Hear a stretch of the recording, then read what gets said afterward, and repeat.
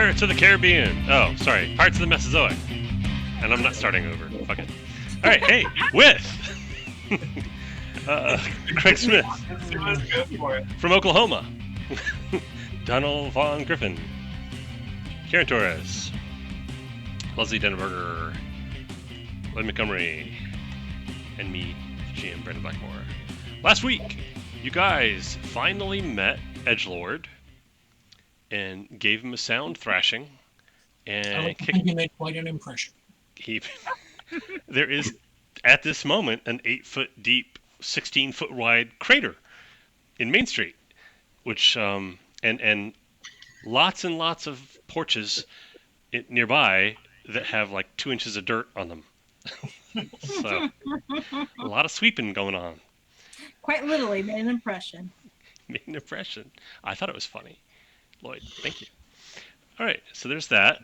The townsfolk are, by and large, thrilled with this. Even his gang are to varying degrees. They're not all thrilled. The guy Jack, the guy who was going to do the whipping of Sam Winston, the newspaper editor, he's thrilled. He's out. He's could not be happier.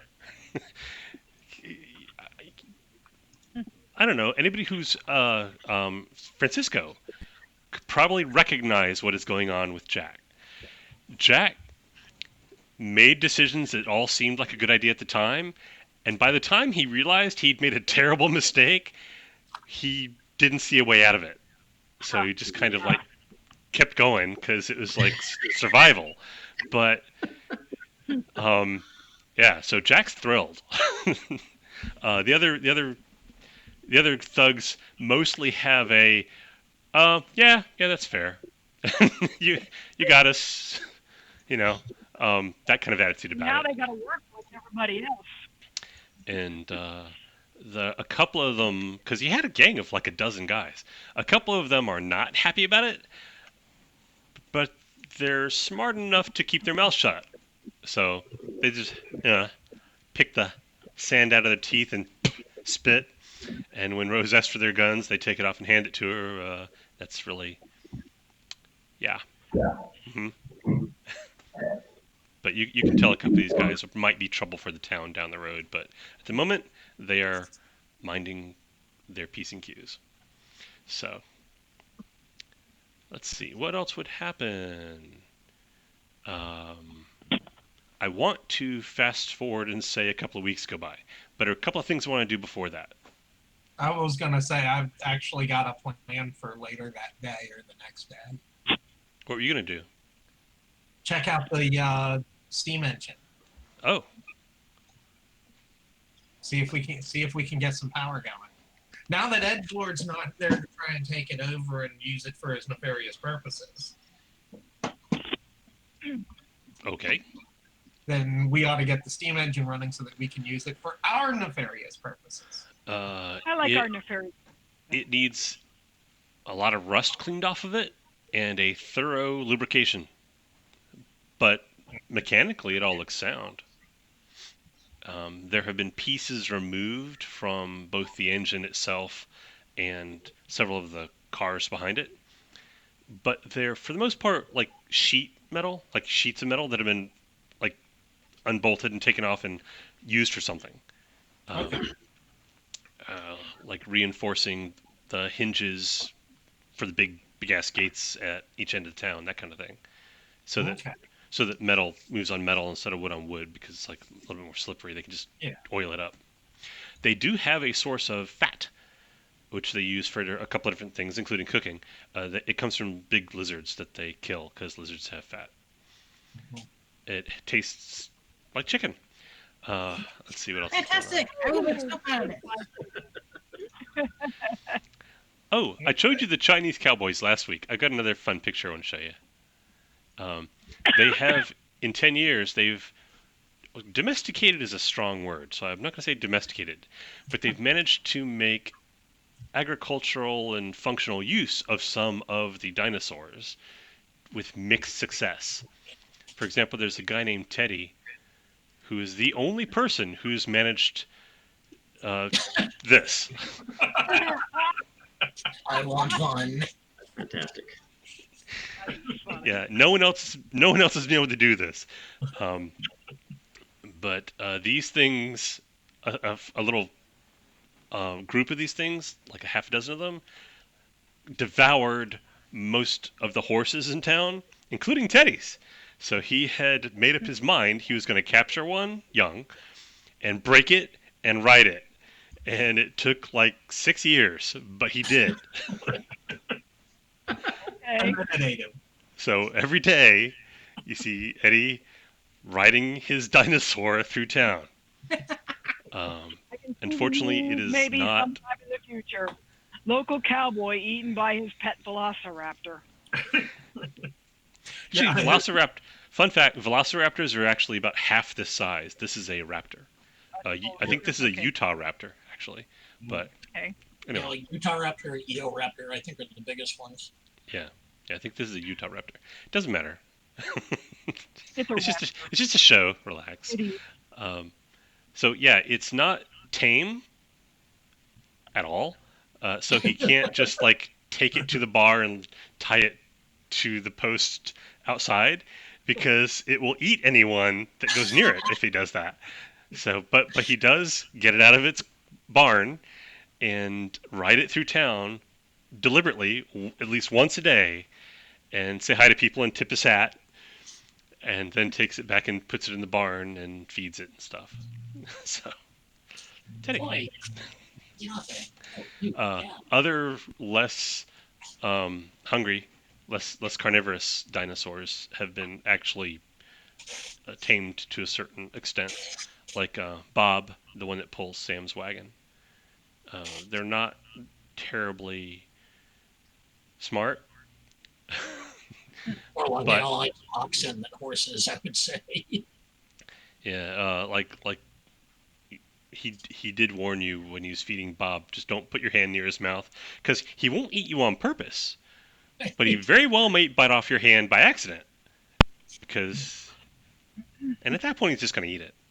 So At that yeah, point, it's too late anyway. yeah, it's well for you, for I guess for Bob too. Okay, um, so you're out there tinkering on the locomotive. Is that what Yeah. Captain Harris is doing? I'm looking to get some steam power going. From time to time, people come out there and ask you, when you get this going, where do you think you're going to go? Because the tracks end like half a mile that way. Well, It seems like overkill just to take things from one side of town to the other. Don't you the think? way I see it, you don't always have to go somewhere to get somewhere. Oh, they say and have no idea what you're talking about. That's fine. So actually, you can replace the wheels that it currently has with wheels that Well- can travel on solid Tracks, surfaces. like Not on tank tracks. treads. Well, like no, a car. That would be funny. I was thinking one of the things we could do is when I refitting the forge for steel work, I could use some of these pressure cylinders to use the heat of the forge to power the bellows. Or you can get the tires off of our defunct news vehicle and So think about it that way. And so now the extra bellows work that we need to get this steel smelting going will be done by the heat of that the bellows create. But I need chunks off the thing to do it, and so I need it running in order to find out where all the problems are, so that I can fix those before I use the parts for other things. So The boiler itself, I'm thinking about for a ship. oh, there is a body of water nearby. Yeah, People just call it the sea because I would like to they haven't. It's the only one they know about. They'd probably people have a way of naming things, so they probably would have named it something. the Great Sea. Did you hear a beep just now? No. Okay. So hey, Captain, we could also use it to generate electricity. Yeah, that was the other thing I was thinking. Meanwhile, I'm going to try to get Smithy going so we can start making things for the town. Yeah, and see, the thing is, once we're pulling the power for the bellows off of it, we can then start taking power takeoffs off of that. Yep. You're And gonna now need to put we're couplers up. generating our electricity and, air conditioning the town and lighting the town and cleaning the town, and maybe some plumbing would be nice, and Yeah. Plumbing for sure. Refrigeration, ice. Yum. yeah. Okay, so let's say over the course of a day or two, you're working on that. You have a day or two to do stuff. What are you gonna? What's your activities? Let's go left to right. Francisco, what's he up to? Oh, did you want me to call him Isco? Because half the time in the stuff you send me, you call him Isco. Is that Isco. his? Yeah, Isco's gonna. He's basically gonna start going by Isco. So Francisco is what everyone knew him as. Iscandolar is the second persona, so he's gonna shorten it to Isco because it's the beginning and ending of each name. And he'll start calling himself that maybe. Or say, hey, can you just call me Isco? Is what I'll tell people. Hey, then I will call him Isco as well. Just go. Yep. So as I see Captain Harrow's fiddling with the steam engine, I'll speak up and give some suggestions about things we might want to do, things we just talked about. Also, he's gonna be hanging out still with the gang, the remains of the gang, assuming they're still gonna be hanging in the same area, the same what was the name of the place? The Bittersweet. Bittersweet. Yep. Yeah. And so they might think that I tried to save their leader. It's not really the truth, but I'm not gonna dispel that rumor. I just didn't like what was happening, so I'm just gonna continue to hang with them and try to get intel and try to gauge the mood. Hey, take over the gang if you can. Maybe. Well, two things become apparent to Isco. One, Miss Veronica, once Edgelord and Edgelord's gang have been defanged, she kicks them out. Okay. Good for her. So she's not sure exactly what. Have you been polite, at least, to her and the women who work there? Very much so. Isco, I think I mentioned in my stuff that he's a good Catholic boy. He treats everybody pretty well, and he means it. He says what he means. Okay. Some people, she says, can't come back Mm. when she kicks them out. Some people, she says, you can come back, but you are a paying customer. Because the last 6 months have been kind of grueling on them. Paying what? Barter. Um, if the roof needs reshingling, somebody does that. If the porch floorboards need replacing, somebody does that.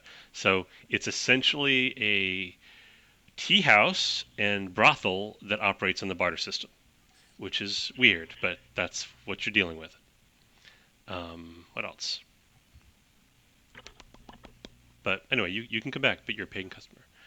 Let's see. A couple of other guys she says that too. But and it's generally the guys. There's not a perfect overlap, but the guys who took the end of Edgelord's gang badly are basically the same guys she says can't come back. So. Well, I wasn't planning on being the paying customer. I was going to hang around and see who Well, they also serve tea, so. Well, and little help cakes out around the place. And you can gamble and things like that. Let's see. What else?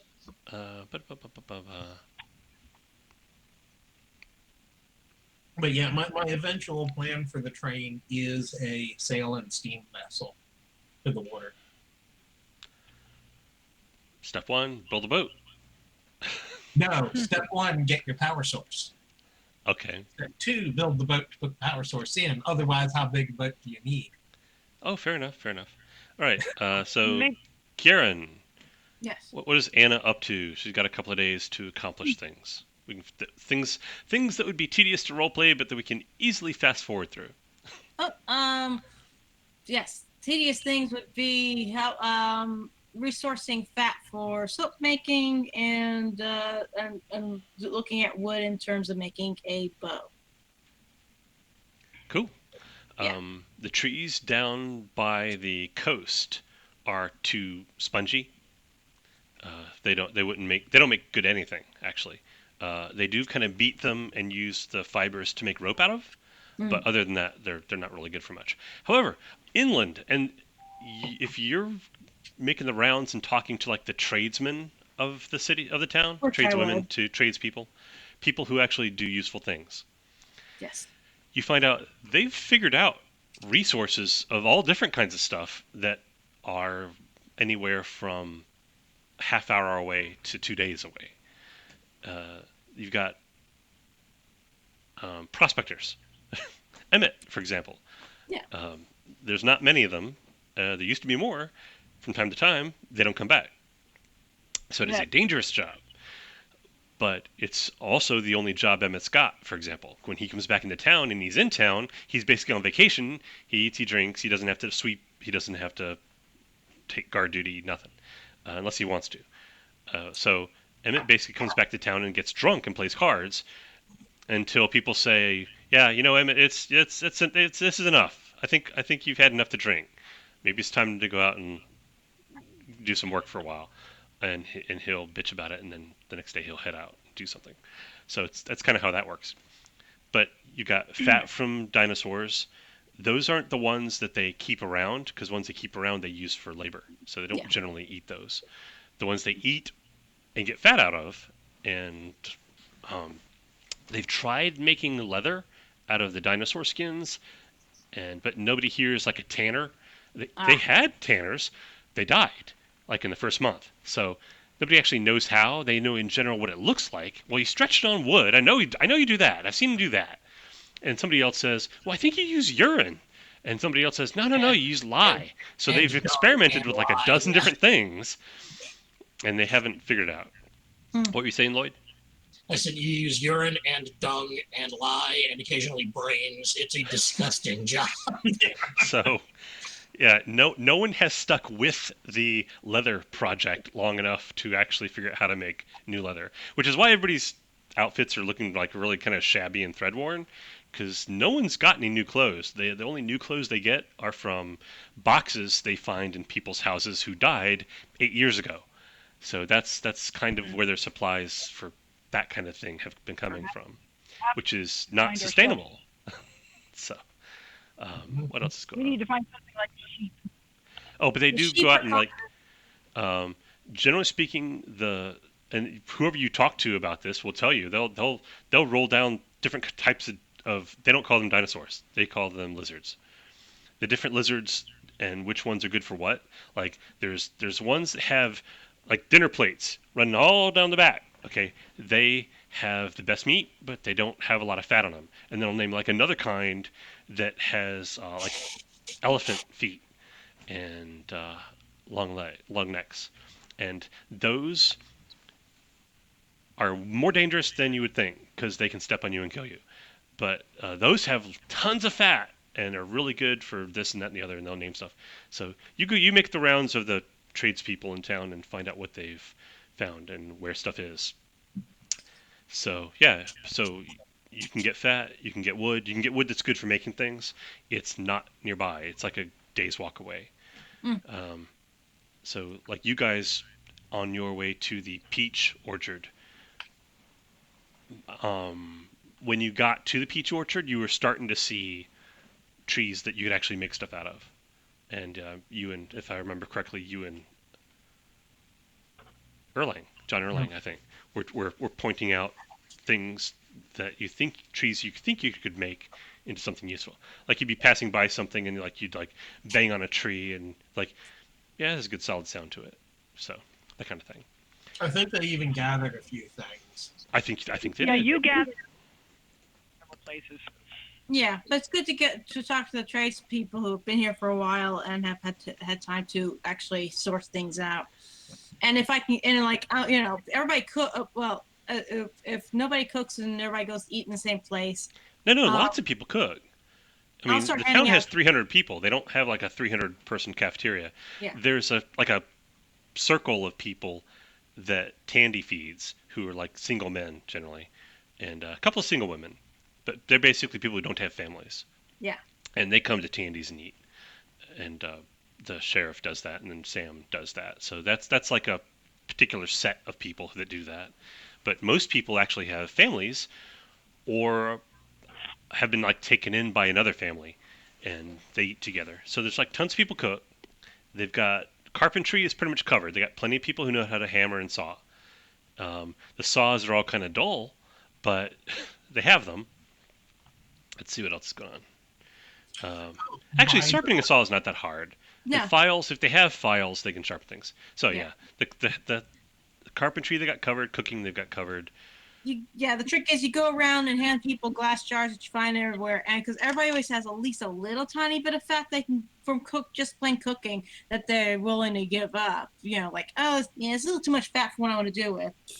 And that's the best cooking. That's the best fat, anyways, for making soap, and you trade that for soap. It's like, okay, yeah, Cool. that fat's already pre-rendered. Yeah. Cool. Yeah, that's fine. Yeah, I do after we free Sam, but before I look at the locomotive, I do get the weather history. The what? The weather history. Oh, Sam actually keeps really close track of that. Yeah. You find out he doesn't have a lot of paper, so he hoards it. So he actually only puts out a newspaper like a couple of times a year. He's working on one. When you go to talk to him, he's working on an edition that talks about town rescued by newcomers, and he gives like little brief bios of you guys, et cetera, et cetera. And then that issue of the newspaper basically includes anything interesting that's happened in the past 6 months. Okay. So paper. If you find the same the basically the same type of trees that are. Those big spongy trees that aren't good for anything? You pound them flat and you get them wet and you make paper out of them. Yes. I was going to say papyrus is a grass. Yep. So here's the question.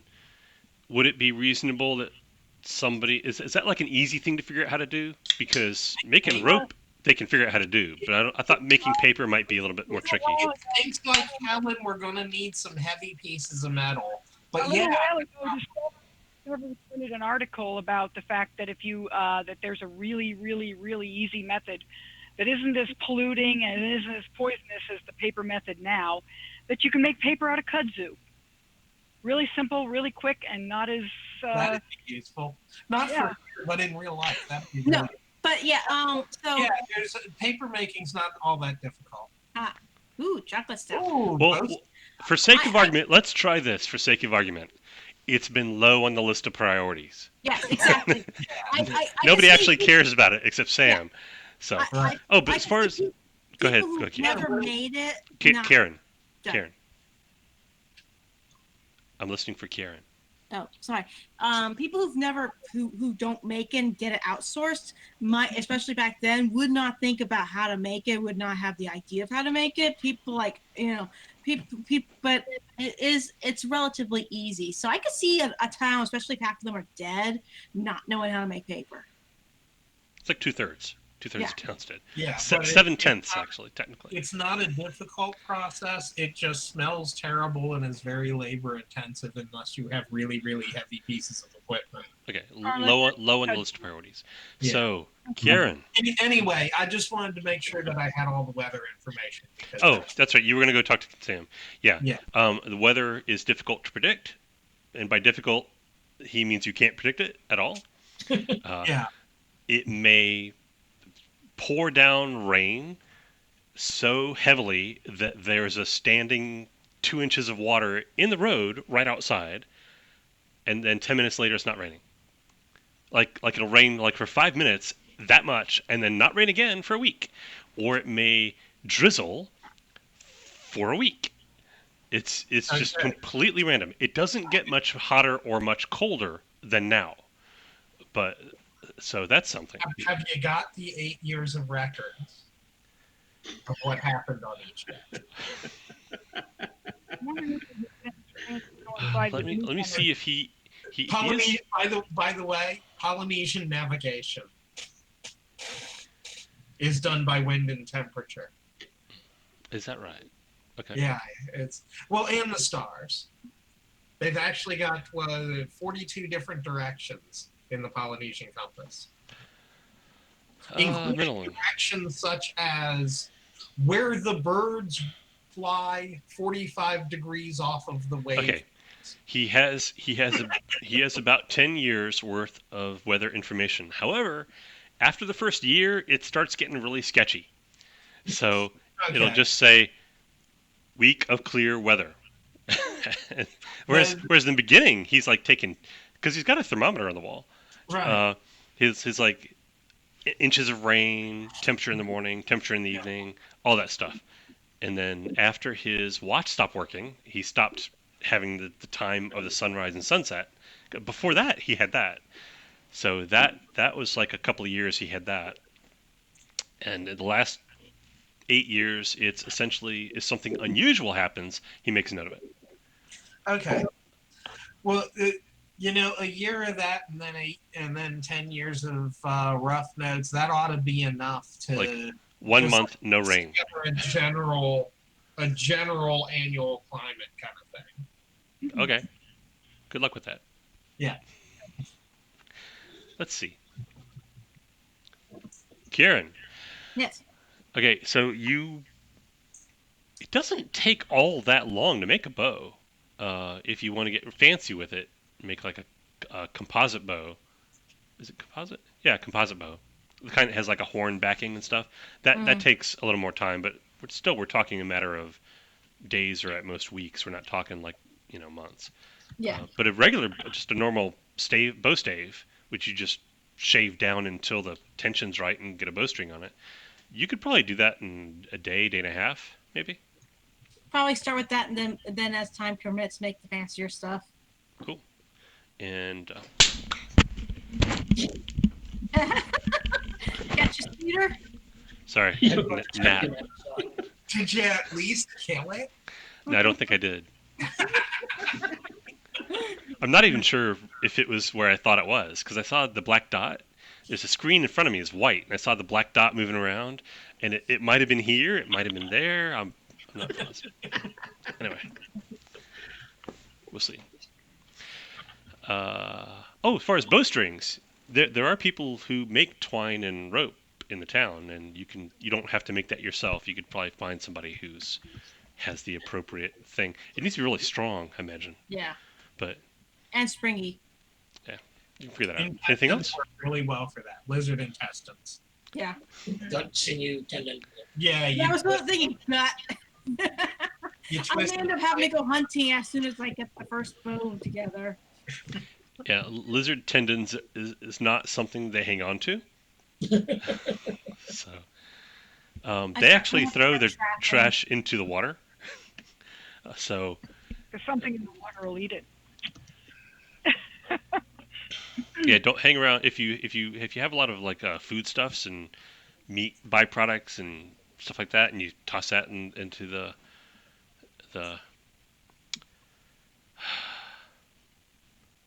sea. They would probably have a name for it.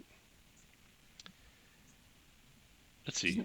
Oh wait, the sun comes up over that direction. The Eastern Sea. There you go. How's that sound? Does that sound plausible? That sounds good, right? Right. When they say, yeah, don't hang around the Eastern Sea after you throw things in the water if it's anything that's edible, even remotely edible, or looks like it's edible, or is shaped like something edible. Yeah, don't hang around. So, because things will come up and eat it. Anything else, Kieran? No, we're good. All right, Leslie, what is Michael up to for a couple of days? Well, mostly, I said working on getting the forge to be an actual active blacksmith forge, so that we can accept people who need something forged. Okay, so you're kind of working in concert with Captain Harrows on things of a mechanical nature. Cool. We are trying to become useful to the town. Cool. Basically. Well, I think we've already done that, but I appreciate. I'm actually now taking orders for anything they want blacksmithed.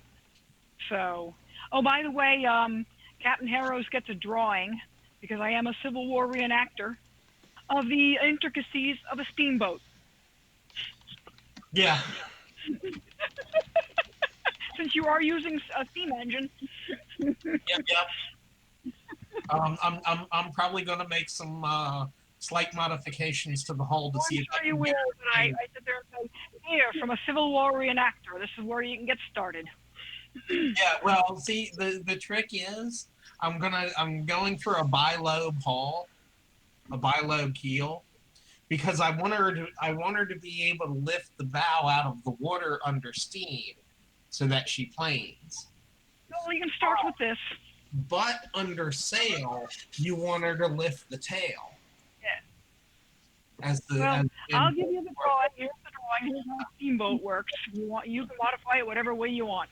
You're the one that's got this new genius on that kind of thing. Oh, the other thing is Michael's going to practice this Jedi stuff.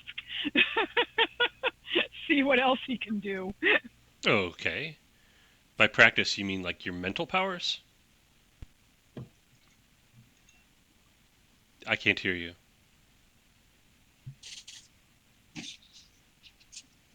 Still can't hear you. Leslie, you've stopped making noise.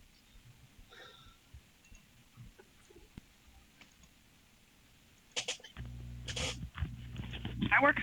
Yes. Okay, cool. He's going to work mostly on the telekinetic part of it. See how that works. Stacking rocks and making rocks hover and things of that nature. Listening little green guys with big ears and talk backwards. Let's see how much you can pick up with your. He wants to find out how much to pick up. Yes. That is a not a small amount. Hang on. Yeah. Oh, come on. I forgot I need to read. The weight that makes it difficult, but it is your thinking of the weight. No, it's the weight. Say that back. Like Yoda.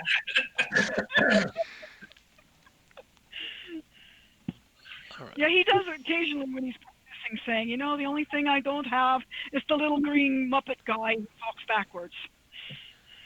Okay. Around. Captain Harold will occasionally talk backward like a smartass. I think TK is it just power level or is it power level and reason? Let me double check. Telepathy. Ah, here we go. Oh yeah, it was just power level. Okay, 1,700 kilos, which is around 3,500 pounds, give or take. 3,500 pounds? Whoa. Yeah. That's like the limit of what you can do. Well, I can pick up that small little X-wing fighter and pull it out of the swamp. Maybe. I'd have to look up how much they weigh. I don't know. But yeah. I wonder how much the 1.7 tons is not bad. That's, say, a Corvette. Well, that means we can't pull the news van, our little van, out of the water. Not yet, anyway. We'll have to work our way up to that. Yeah. Huh. Yeah, that's true. You do have that in the water. I forgot you had that. Yeah, Okay. we have to pulling that out. Let's see what else Michael's got going on.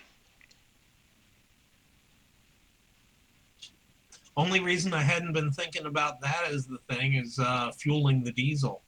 Yeah. I'm sure it's a Tier 4 motor, which does not take well to, boiled dinosaur bones as fuel. It wants You've got the smart. It wants the aged dinosaur bones, not the fresh stuff. I'm sure you actually have some thoughts about that, Donald. Yeah. You can picture it in your head. It's got a lot of bladders and spinning things and round copper kettles that go boop boop as steam escapes. Typical steampunk. And then one end has a funnel and the other end has a little spout that goes bloop bloop bloop. And it makes diesel. And it makes diesel. Yeah, and it would turn essentially bacon fat into diesel. Yeah. So. And then we have to convert the engine of our little truck if we can get it out of the water. But I'm sure you can do that too. Yeah. All right, so I'm going to come back to Michael and John Erlang. You've got a couple of days to kill doing things that are not necessarily fun to roleplay, but just get stuff done. What are you doing? Two things spring to mind. First off is aerial reconnaissance of the surrounding area. Oh wow. Because dinosaurs that We fly. just fly around. Okay. Yeah, Go check Let's on see. the truck, see if you can bring it back. and that was number two, is go to the truck and strip it for everything I might find useful. Plastic bottles, food, wiring that I can get my hands on, batteries, battery rechargers, stuff like that.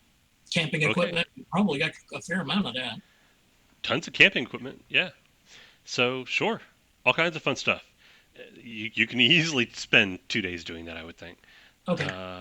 Let's see. One thing you do find out pretty quickly is that there are other things that fly, No, say watch out for the flying dinosaurs. and you are usually smaller than they are, which makes them think that you would be good to eat. So I'd imagine there's like a couple of fights involved. If you Yeah. want to run away, you're faster than they are. Okay. But one of their first things they try when they attack you is to grab you and then eat you, and then like or drag you somewhere and then stab you repeatedly with their beaks until you die, and then they eat you. That kind of thing. So Okay. I'm assuming that you survive that. We're not going to play that out. Wherever possible, avoid conflict, but if it's unavoidable, then yeah, open up a can of whoop ass on them. Okay. Let's see. The local area. How local? How local are we talking? Like, do you know your like max mile per hour speed? It should be on their character sheet, I think. 4,700 kilometers per hour. No, it is not. That's Yes, just crazy. it is. No, That's it's what it not. says on your movement. All out move, 7,800 meters, 4,700 kph. I mean, I wouldn't make up a number like that, honestly. An agility It- power level of 8. Yeah, that's correct. It does seem an awfully specific. Yeah. Yeah. That does sound like something I would do. Why would I do that? I don't know. That's Because you let All out. Lloyd have a god. well, your agility's 4, your power level's 4, 8. That's Yeah. That's pretty. it.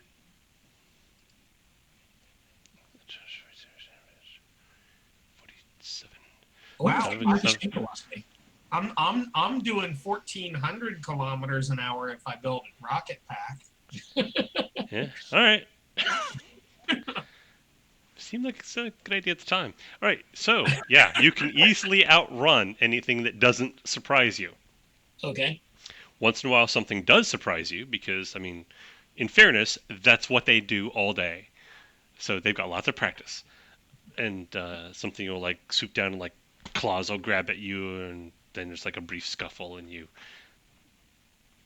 might get injured a little bit, but generally speaking, you always win. It's not really. You hit it with your stick. Yeah, there's no real question whether you'll win or not. It's just a matter of whether it manages to get in a good hits before you either kill it or drive it off. Okay. Zoom. All right, so wow, that fast. So I'm sorry, 4,700 kilometers per hour. Yeah. Yeah, That's 4 times the speed of sound, just about. Yeah. That work the same. The first time you do it, and there's like a boom, and like your hair goes.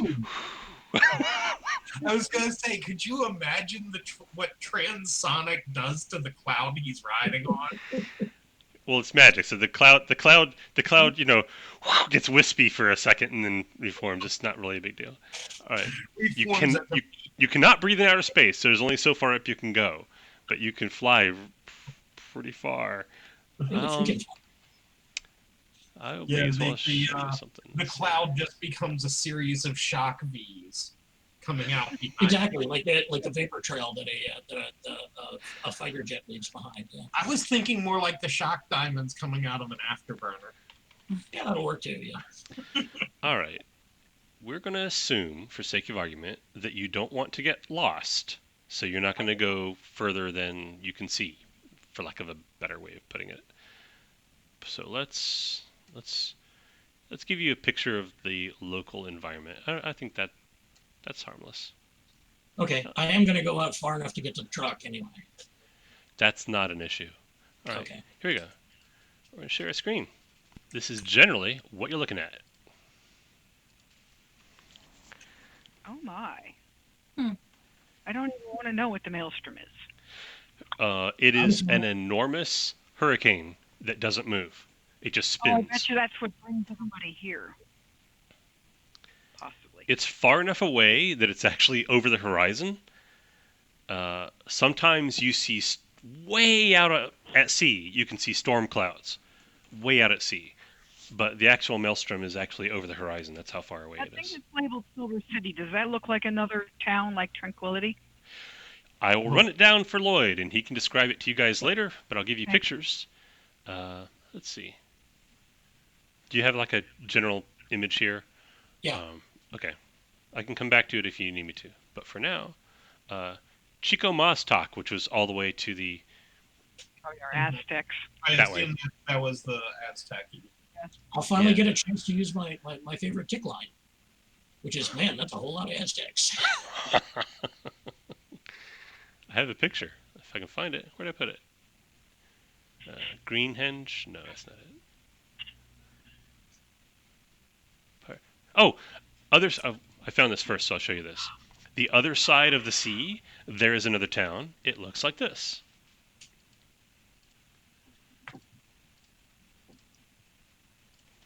Oh, yeah, there you go.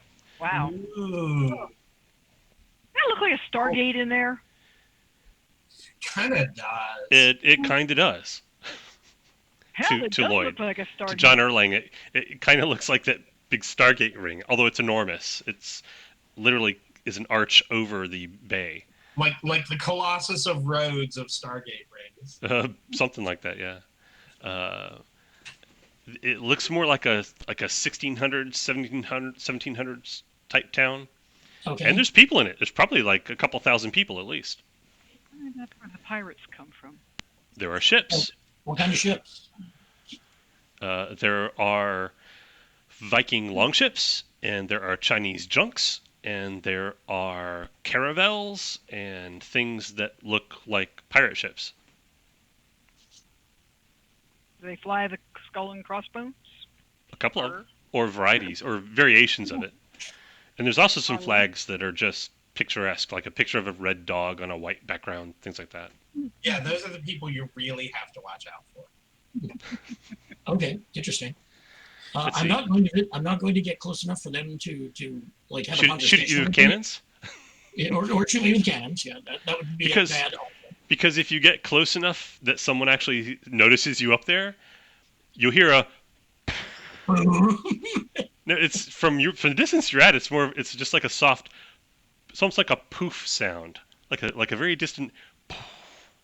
And then.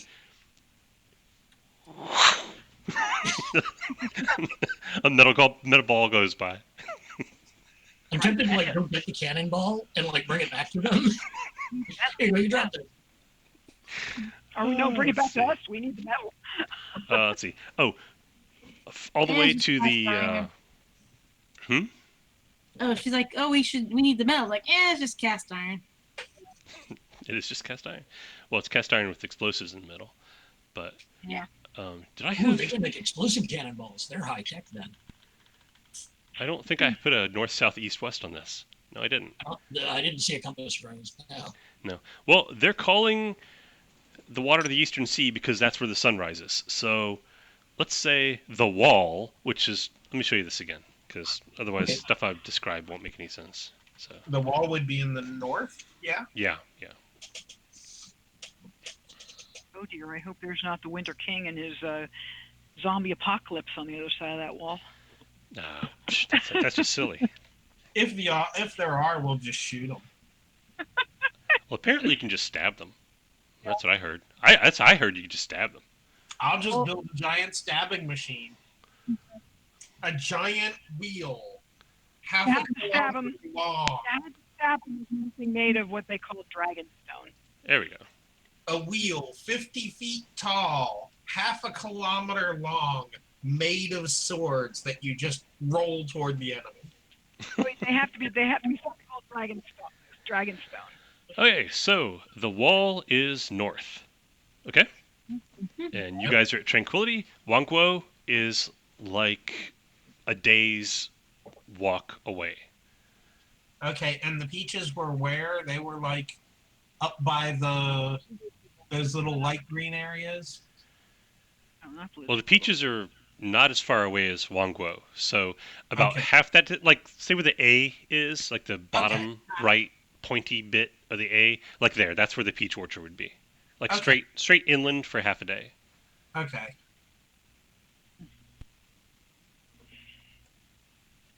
All right. And is there an actual city of lizard people? It appears to be extensive network of villages. Okay. You don't see buildings taller than 1 story. It's all huts, but there are a lot of them. They're not.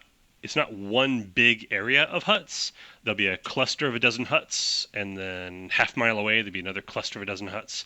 But there are lots of clusters of dozen huts. And Silver City, I've got a picture of that. These are the names that people who actually live in. Oh, here's the Aztec city. I found it.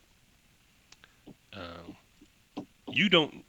The name I have on the map is not what the people in town call it. People in town just call it the city of the Mexican Indians. But it looks like that. Impressive. Ginormous. Yeah. Ginormous. I've been You reading can way too much H.P. Lovecraft lately. what? I said I've been reading way too much H.P. Lovecraft lately. Yeah, you I can took a see look at it. I'm like, oh god, yeah, that's gonna be fun. you can see the main pyramid way far away. So you're you're way far away when you can see the main pyramid, and at first you think it can't possibly be as big as it is, but then you get to it and you're like, that damn man, that's a big pyramid. That's really big. That's a whole lot of Aztecs right there. That's a whole lot of it. Oh, it is thousands and thousands. So Okay. let's see. They have agriculture. There are huge areas around the pyramids where things are growing.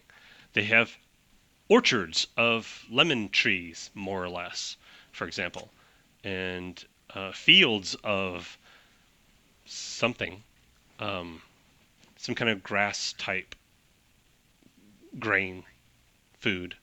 It's not corn, it's not wheat, but something.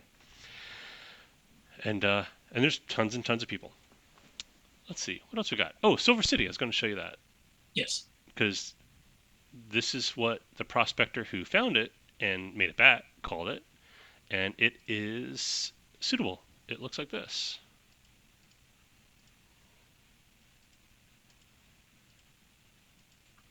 Wow. Ooh, Also huge, taller than the pyramid of the Mexican That's probably Indians. from the future. You don't see any people at all. No people, not one. Really?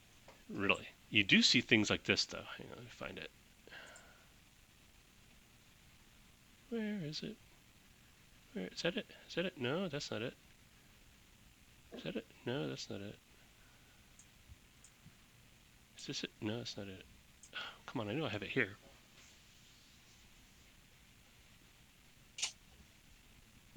It's like I'm probably looking straight at it.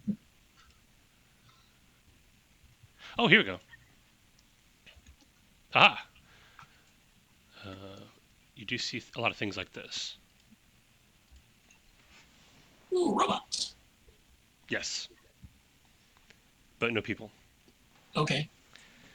Sure, that's from And the future. there are what appear to be pipes going out into the sea, and right.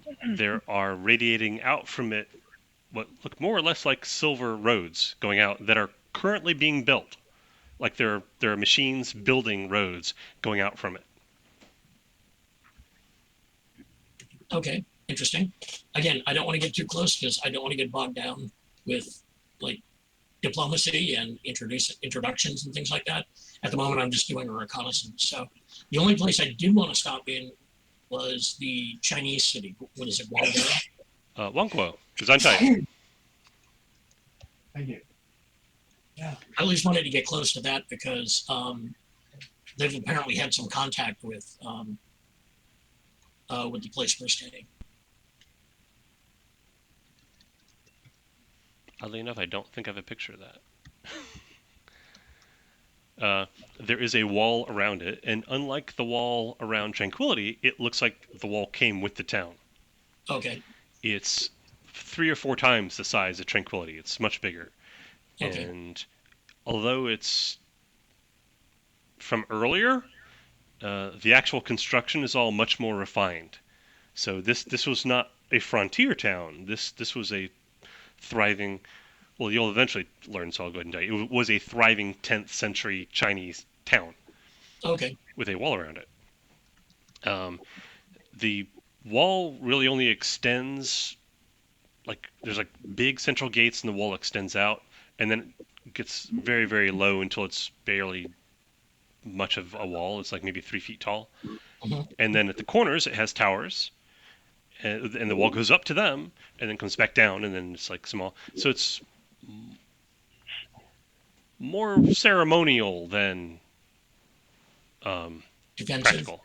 Yeah, but it's big square, and there's tons of people, and there are people behind the wall with crossbows and bows.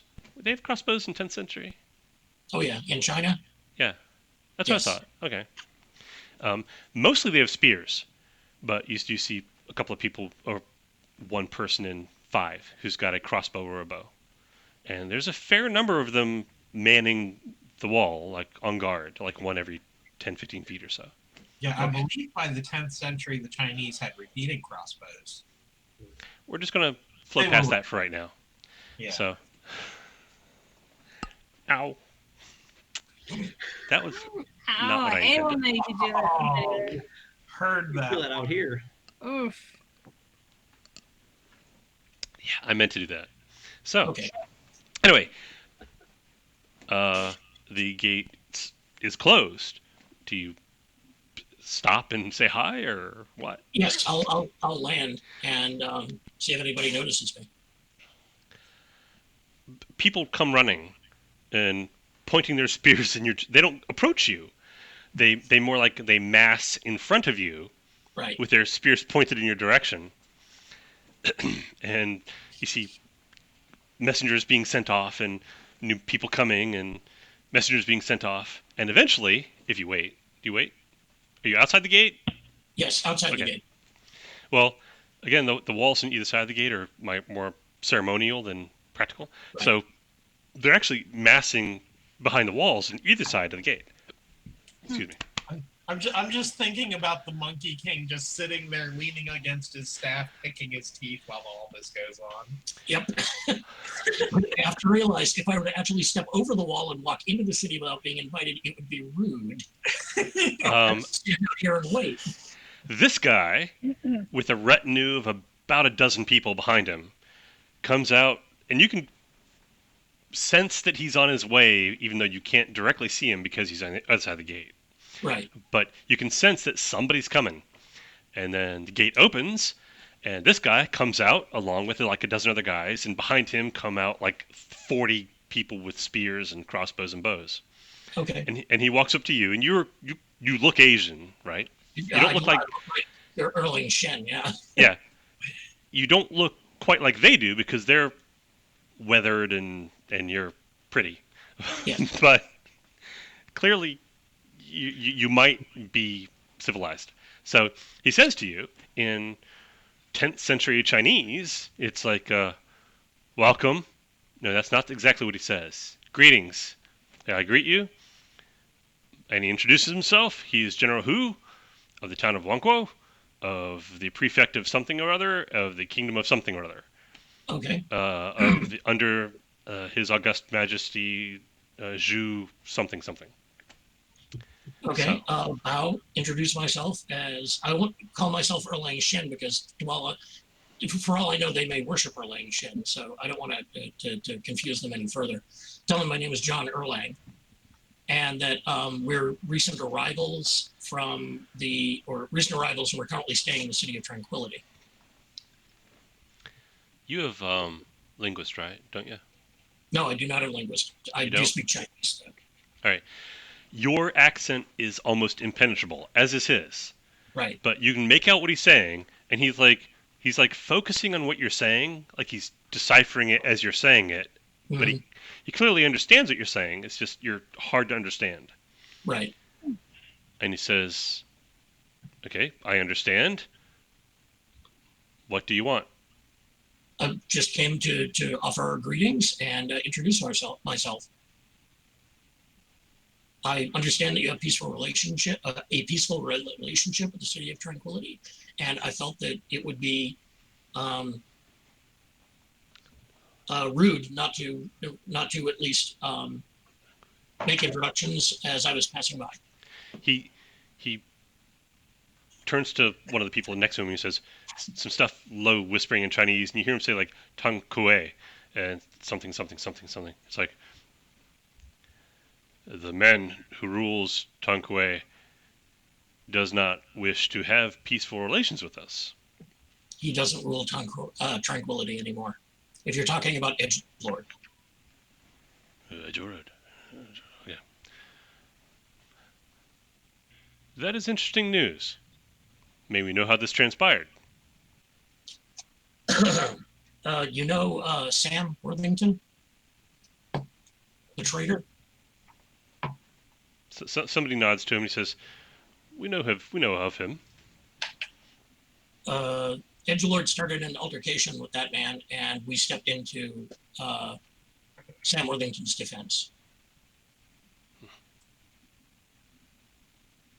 And succeeded. In the end, we realized the weakness that Edgelord has and exploited it, and he has since left town.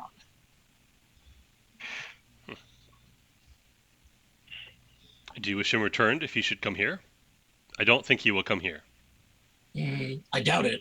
And no, if he comes here, my advice to you is don't attack him, merely ignore him. He doesn't have any offensive capabilities. He turns to whisper to somebody and there's like a lot of whispering. This is interesting things. These are interesting things to know. Thank you for bringing this news to us. I don't know if this particular style would have been known in 10th century China, but I'll equate it to like a martial arts style, like a purely defensive martial arts style. That clicks when you say that. Like a water style. If you're attacked, don't counterattack, flow with the attack. That sort of thing. Oh. So by not attacking, you defeated him. Actually, I flew him up into the sky and dropped him. Did that work?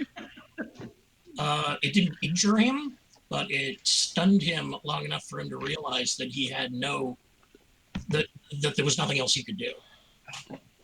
And it broke his power over his men. And a leader without men is no leader at all. Exactly. A general without an army is not a general.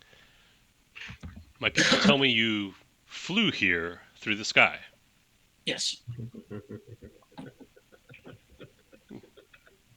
So it's probably not as long of a journey for you as it would be for Mr. Winston.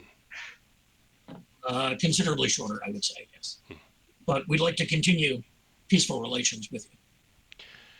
Well, short though your journey may have been, it still behooves me to offer you hospitality. Would you like to rest, perhaps have something to eat?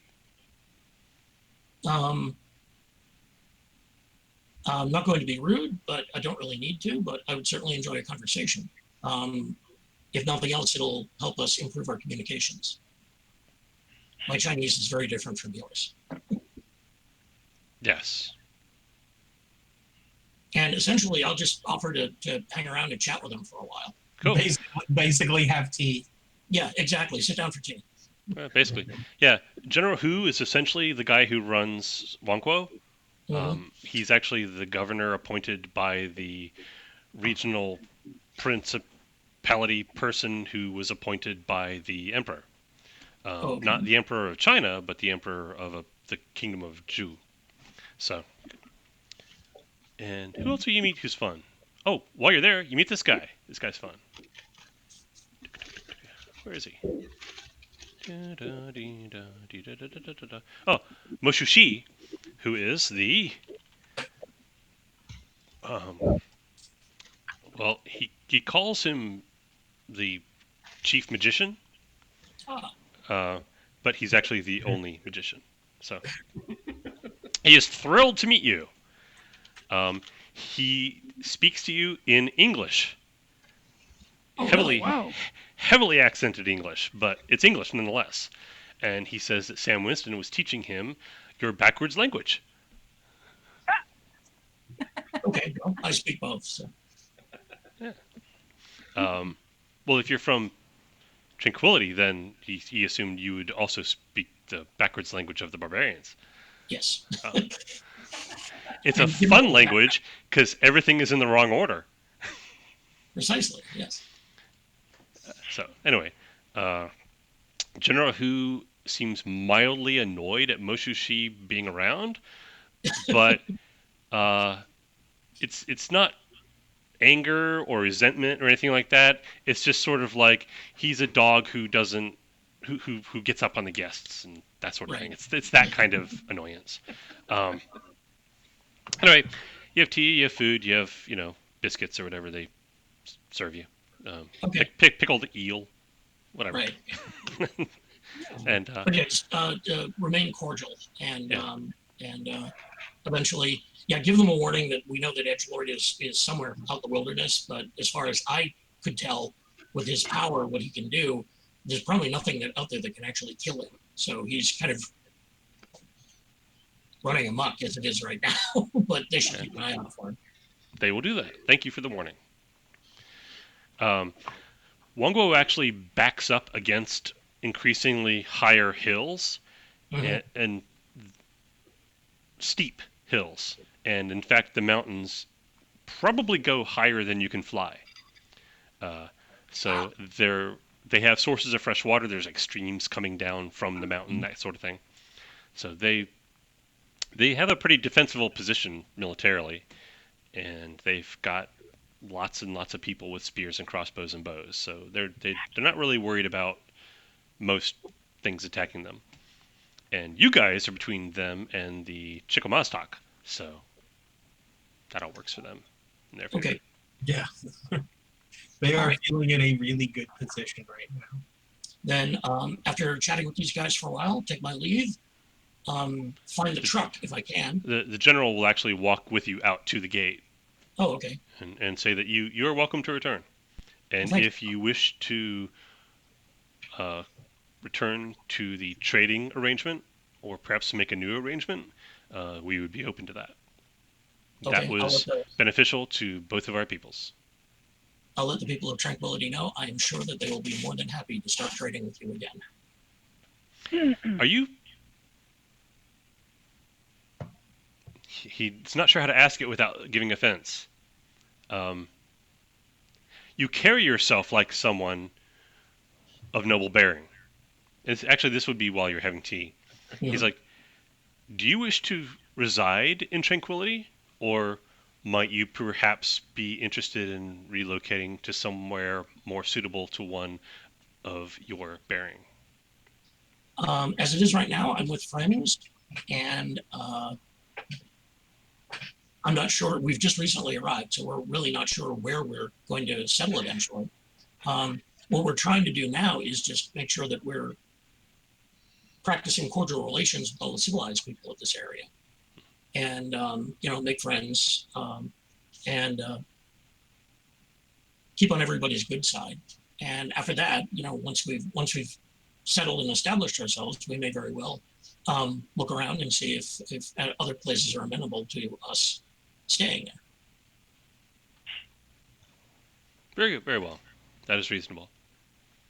It's been a pleasure talking to you and having And tea with you, I'm glad to see that there is a bastion of civilization in this extremely uncivilized land.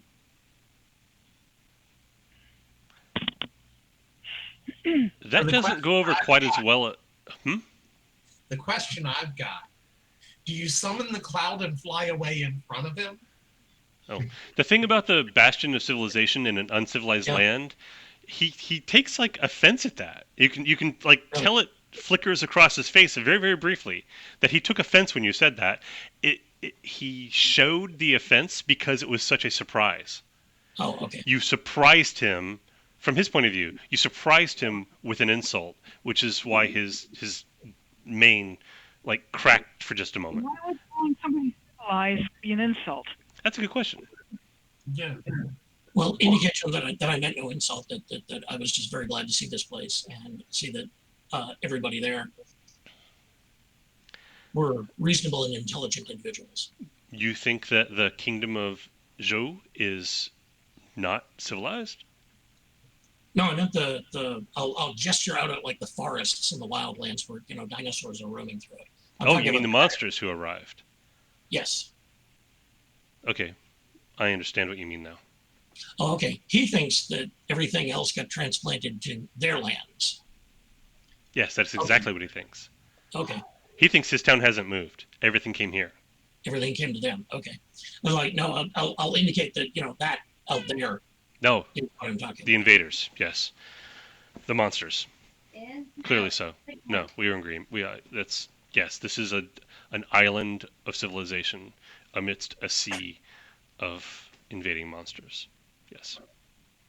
We'll see what But can we have do. survived, and we will survive. And eventually, the army of Zhu will come and liberate us. Keep telling yourself that, man. I do not say that out loud.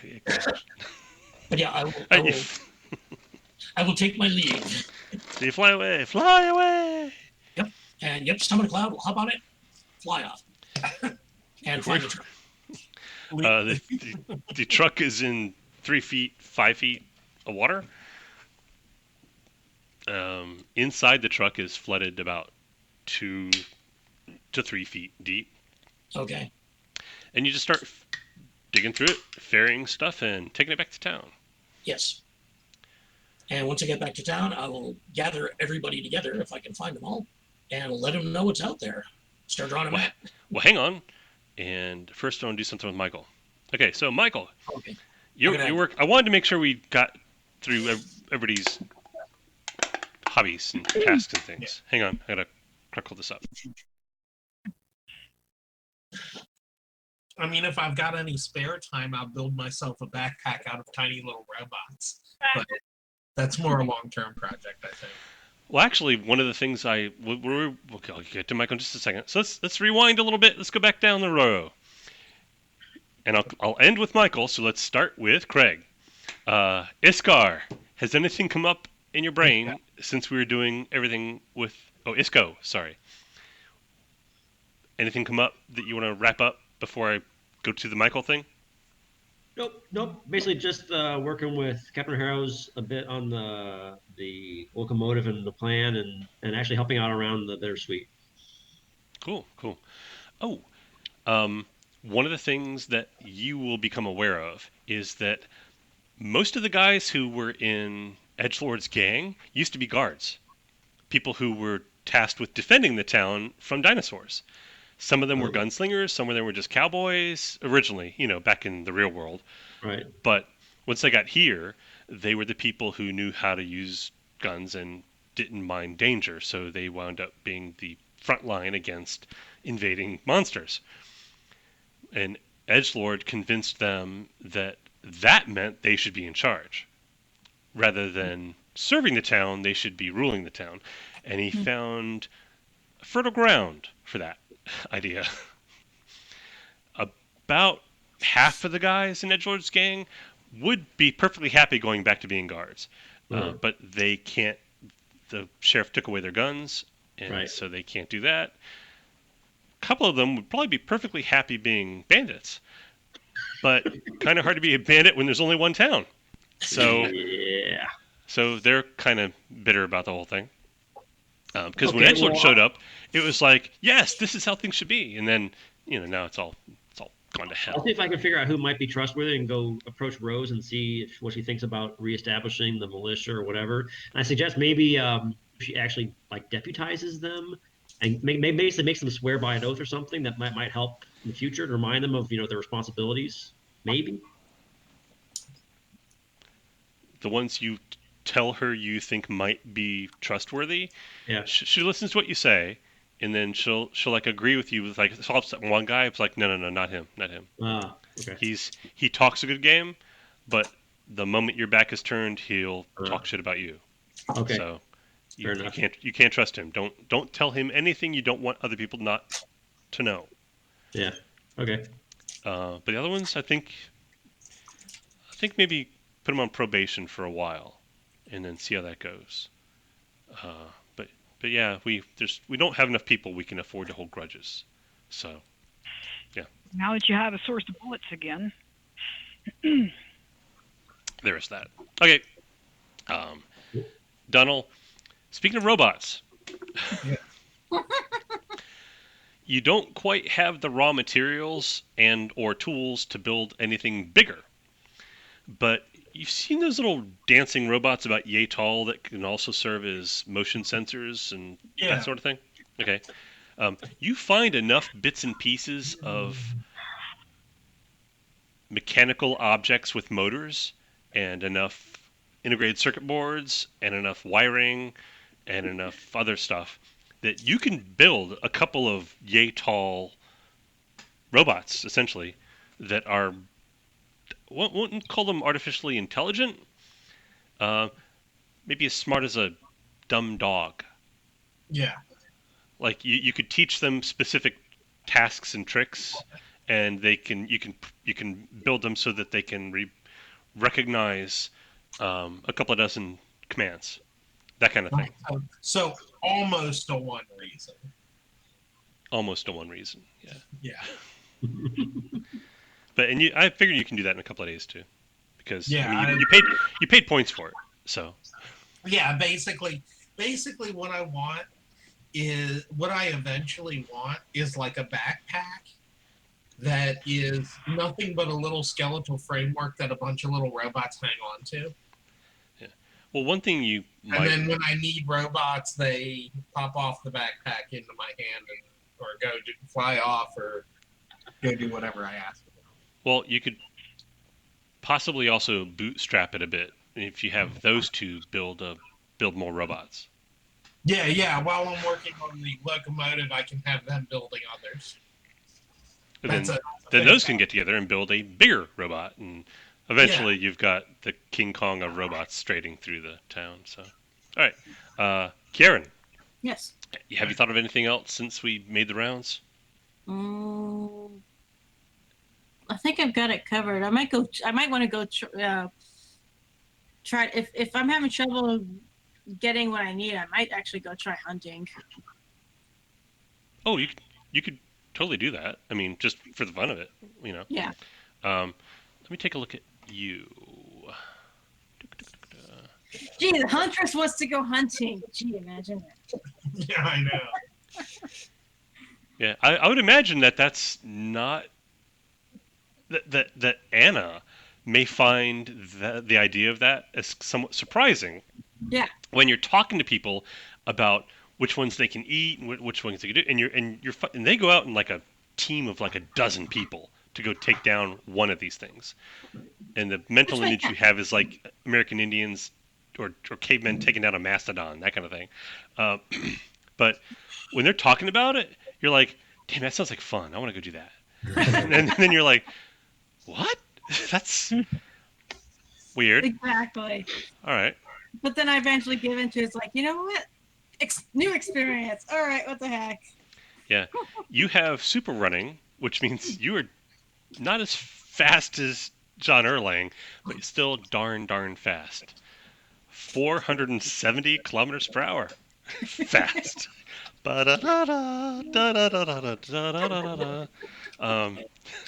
So that's really something. And you got strike. So essentially, a pointed stick in your hand is more deadly than a locomotive. I'm mixing the metaphors, but yeah. So just basically, give me a pointy stick, leave me alone. I'll go running around chasing stuff and Granted, a sword would be better because pointed sticks they're gonna break and so. I've Um, that amber. I got an amber blade. you do indeed. What else we got? Um, Oh, we've also got Ricky the Roman. What was his name? Marcus Marcus. Maximus? Marcus. I also have Yeah. survival skills, so I probably between what Atalanta knows, probably up through hunting. I know how to like set up traps and stuff. You totally could.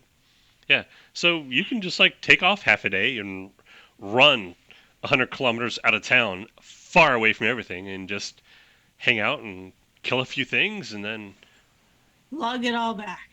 let's see. Your brawn's only 3, so you can't actually drag back a dinosaur, but No. you can chop the good bits off and wrap it up and bring that back with you. Sure.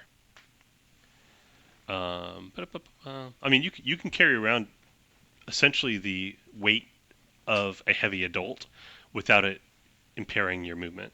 So you can bring back enough meat to feed lots of people, or fat for soap if you prefer. Oh, I'm not gonna let. I'm gonna probably bring a combination of.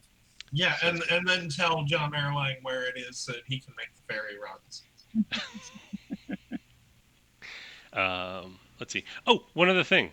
You find tons of people who would be thrilled to trade you whatever it is they do for soap, Of course. because nobody has had like a really clean anything in years.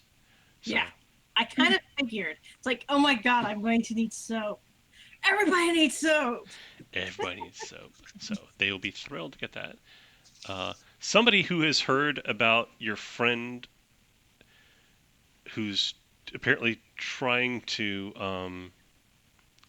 No, actually, desalination is too advanced for them. They wouldn't think of it. Never mind. So, forget about that. Forget I mentioned it. Can we get back to. I'm not so sure that desalination is too advanced for them. Really? In the 1880s, Alexander Graham Bell's daughter, I think it was, put together solar desalination plates. Well, that's something. And very very basic small scale desalination has been known for a long period of times. If you can get something. Yeah, basically a greenhouse can act as a very small scale desalination. Oh, you're talking about like the condensation and then it drips down like that. Yeah, Okay. All right. Well, I guess sure. Then somebody who is aware that you guys are mechanically inclined will offer the idea to Anna if you can get your friends a way to desalinate the water. That would be good because water they have wells, but they're outside of town, about 2 hours walk that way outside of town, inland. Yeah. So water is kind of a big deal. One of the ongoing tasks is people taking jugs out to the wells that they dug years ago and getting water and bringing it back. They almost never die on the way. Almost never. So so they need a pipeline. that would work too. That's not something that they would think of, but sure. Michael, yay, here you are. At last, I get to do the thing I wanted to do. So, Michael's in the blacksmith shop and doing stuff with the forge, trying to get it working. This fella walks in. Oh, okay. And if you remember, he's the guy who was holding the whip. So, anyway, he comes in and he kind of like, he's got kind of like a bouncy demeanor, like this. And he's like looking around. Wouldn't mind Looking around. being a guard. The idea of what he used to do, right? He used to be a guard. He's one of the ones that doesn't mind going back to what things used to be. What you looking for? Assuming you've had a conversation with Isco at some point, that seems reasonable for you to know. Sure. He's like, look for This is asking, not. yeah. I'm looking for the sea captain. He around? He was around. Hey, you're He's off doing his tinkering. Okay. Hey, he takes off his hat because he's indoors. Says, my name's Jack. We we met. It was a lot going on. You probably don't remember, but we met the other day. I was just wondering. I used to have a job, and I can't do that one anymore. So I was thinking if you need help moving stuff around, or picking up heavy things or something, maybe you need a hand. I could use a little bit of help with the forge. Sure. That thing. He points at it. He goes, sure. Yeah, What you need. yeah. So yeah, sure. What do you need? He hangs up his hat on a hook, and Assuming I think there's probably at this point, since we don't have any mechanicals yet doing this, someone to help work the bellows would be nice. oh sure, just show me what you need. And I show him what I'm actually doing if he wants to learn how to blacksmith. I'm assuming I have a job by now, like making those hinges or fixing those hinges for the mayor or whoever it was. Actually, hinges are a big thing.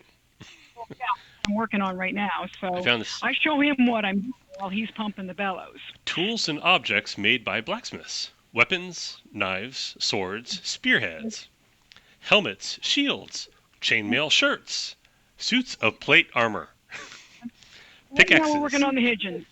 Pickaxes, hammers, chisels, axes, hoes, shovels, Whatever. handles for doors and drawers, hinges, hooks to hang things on, nails for construction. Those are like the big things that blacksmiths make. I'm So working on one of those projects now. there you go. So he's going to work on those, and I'll explain to him what I'm doing if he wants to learn how.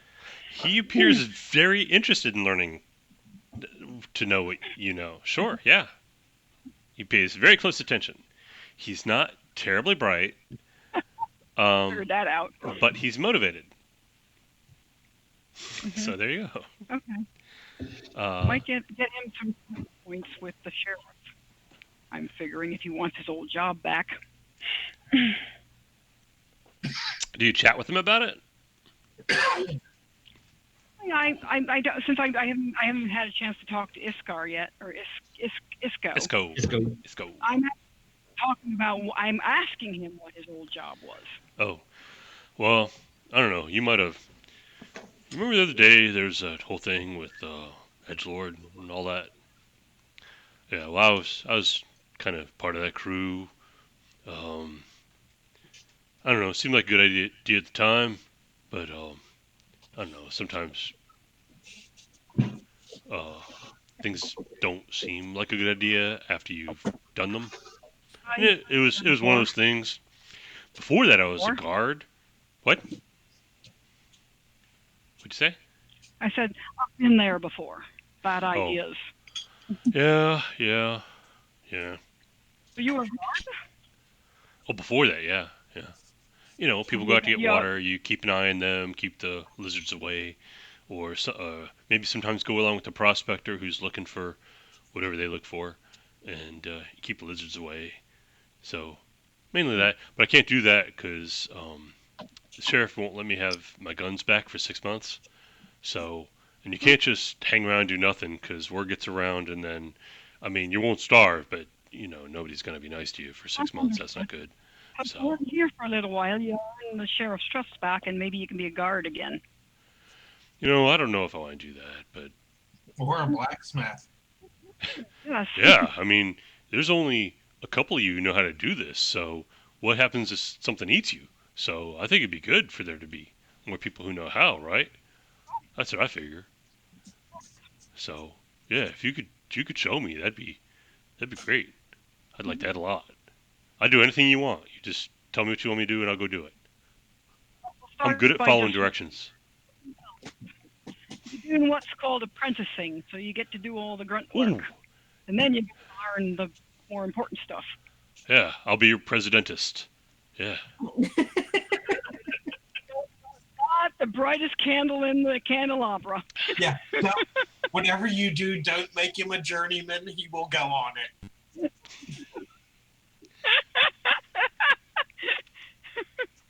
A couple of days go by. So So we'll let him run the bellows, and I'll show him what I'm doing, and he can help me move stuff. And I'm not showing in the secret catch where the bullets making stuff is. Don't that's off limits. Okay. He doesn't seem particularly curious. Like I don't know if you've worked with people like this. If you tell them what to do, they will do it. But they don't, like when they're done, they will stand there and wait for you to tell them to do the next thing. He's that kind of person. He's not curious. He doesn't go poking around in bins to see what you've got. He doesn't wander over to the bottles and wonder what the bottle of mercury is. Yeah, he doesn't do that. He's not curious. He will take directions, and he seems earnest in his desire to learn. But that's really as far as his thing goes. So almost one reason. So we'll just. He has one reason. Yes. Just one thing. One whole reason. No. And his presence is only one as well. He's not like an impressive guy. He's not going to convince anybody of anything. At some point, Captain Jack will come back in, and he'll introduce himself, and he'll say the same thing he said to. He said, "Oh, there's a whole lot going on. You probably don't remember me, but we met." Of course, I remember him, but I won't say so anyway. I'll go. You were the fellow with the whip. Yeah, that was me. It was my whip. How do you feel about it? I don't feel. I feel bad. I feel bad about the whole thing. I don't know. It's like if you guys haven't come along, I'd still be doing it. It's not like I would have quit, because I kind of didn't feel like I could. But I don't know. I kind of wanted to, but I kind of didn't want to. You ever be in that position? Like I was on reality TV for 10 years. I understand. Okay. He just nods. Doesn't have any. Even though I have that feeling he would not understand No. the concept of time, I'll tell him, well, you just come here every once a day for whenever you feel like it, and we'll put you to work doing something. Oh, great. That's awesome. That's great. Terrific. Thank you. He shakes your hand. Thank you so much. Thank you so much. And he'll shake Captain Jack's hands. Thank you so much. Captain Harris, sorry. All right. Well, his name is John. Jack is a viable nickname. John. This guy's name is Jack. Jack Black. So, I'll see you tomorrow. And he gets his hat and he leaves. All right. At which point, John Erlang returns with thunderbolts and golden lightning and clouds. A couple of big bags of stuff. Yay, stuff. Oh yeah, he's been bringing in bags of stuff all day long.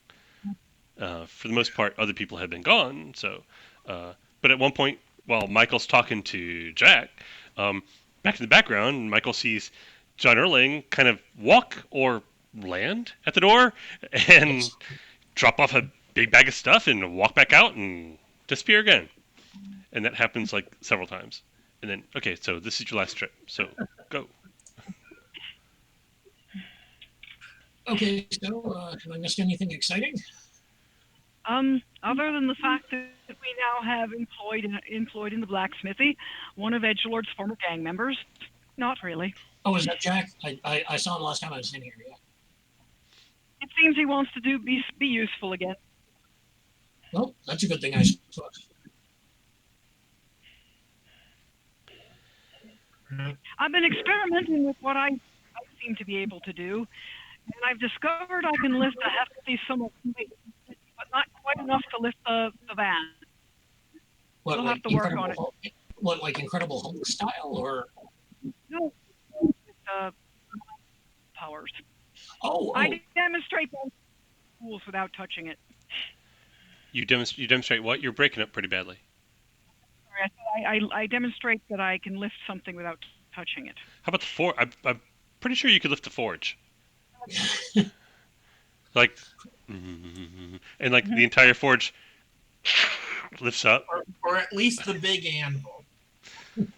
Probably not the whole forge. There's a whole lot of stone in there. much more than this. But we're working on it. Maybe I can get the van out of the water. So all your powers are mental powers then? Yeah, you're breaking Like up again. Like a Jedi. Huh. Do you have a complete separate set of memories to go along with it? And Apparently, I was a like again, you're breaking up. what's going on with this stupid thing. I think it's Apparently, internet. apparently, I was a space Viking. Space Viking. I read a book called that when I was a kid. It didn't have mental powers then. Oh, I apparently did. Oh, okay.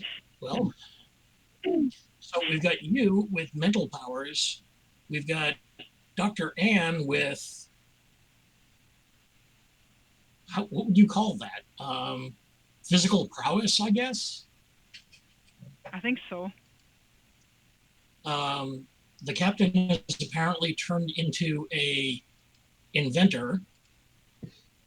Anybody have any idea what Isco can do? Can he do anything? At that moment, Anna and Isco walk in. Oh, okay. Isco, Hey, guys, what's up? start that fire. What now? Oh, it's Isco. I think my ears were burning. What? Yeah, well, burning is the right word because we were discussing all of our changes. And I think one time I saw you start a fire with the snap of fingers. Oh yeah, that. What about it? Well, just trying to figure out who can do what. Oh, yep. So I can turn into it. I can turn into fire, and I show them.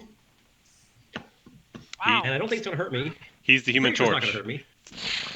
Yeah. Did your powers come with a completely different set of memories too? Yeah, mine Yeah, the did. voice changes a bit, and it sounds a bit different. It's at this point, the voice changes a bit. I don't know what I want you to know. I don't know what to tell you. I mean, my name is also Iskolander. I'm come from the plane of fire. And what I think humans you would have called an Efreet. Oh. Wow. Well, I think that's right. I actually stepped down from the person who's got the freakiest secondary background story.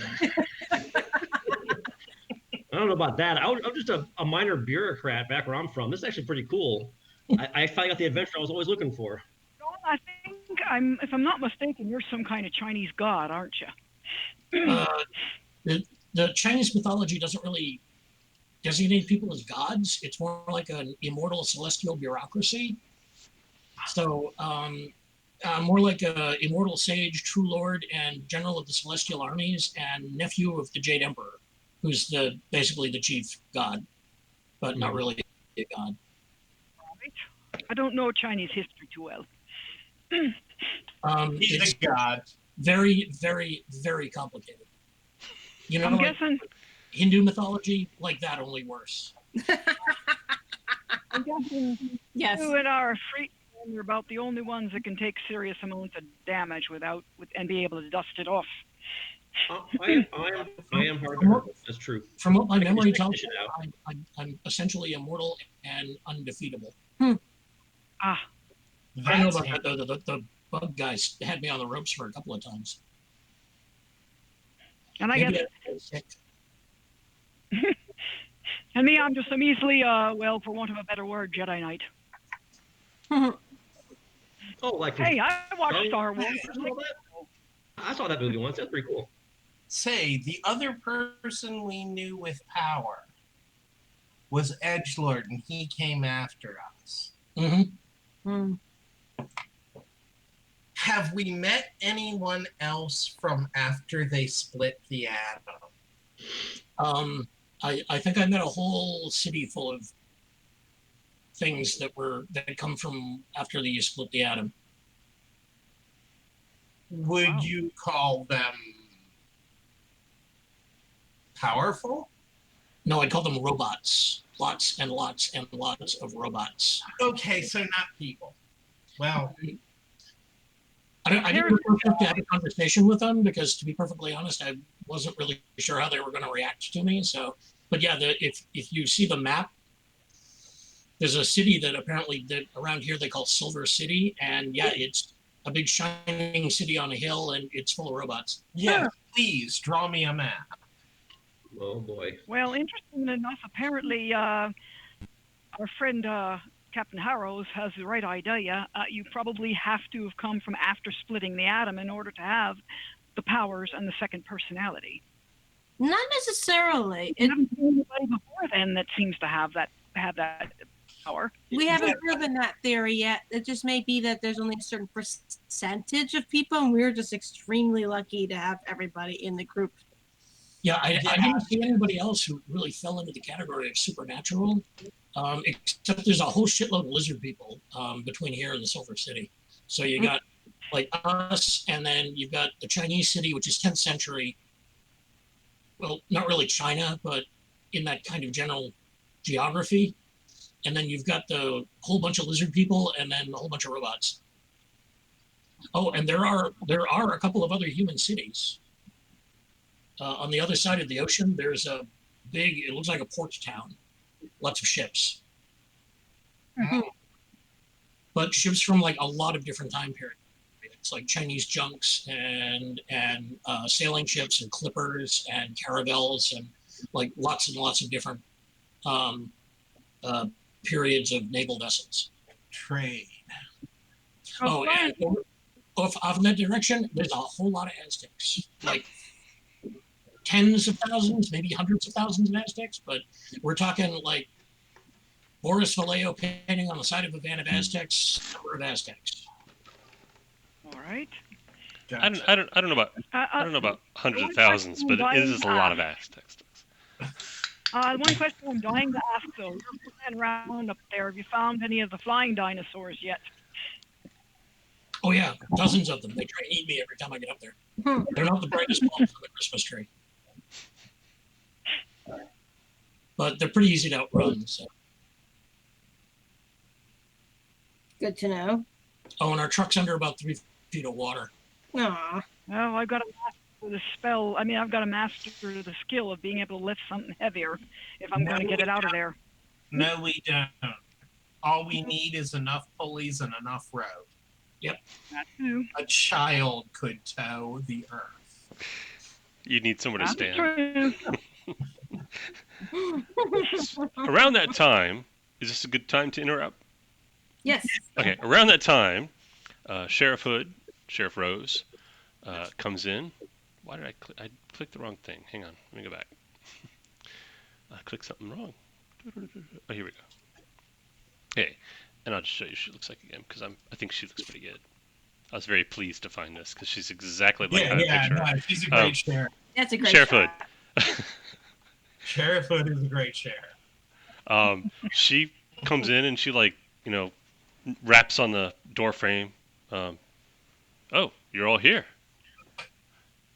Do you folks have a few minutes? Certainly.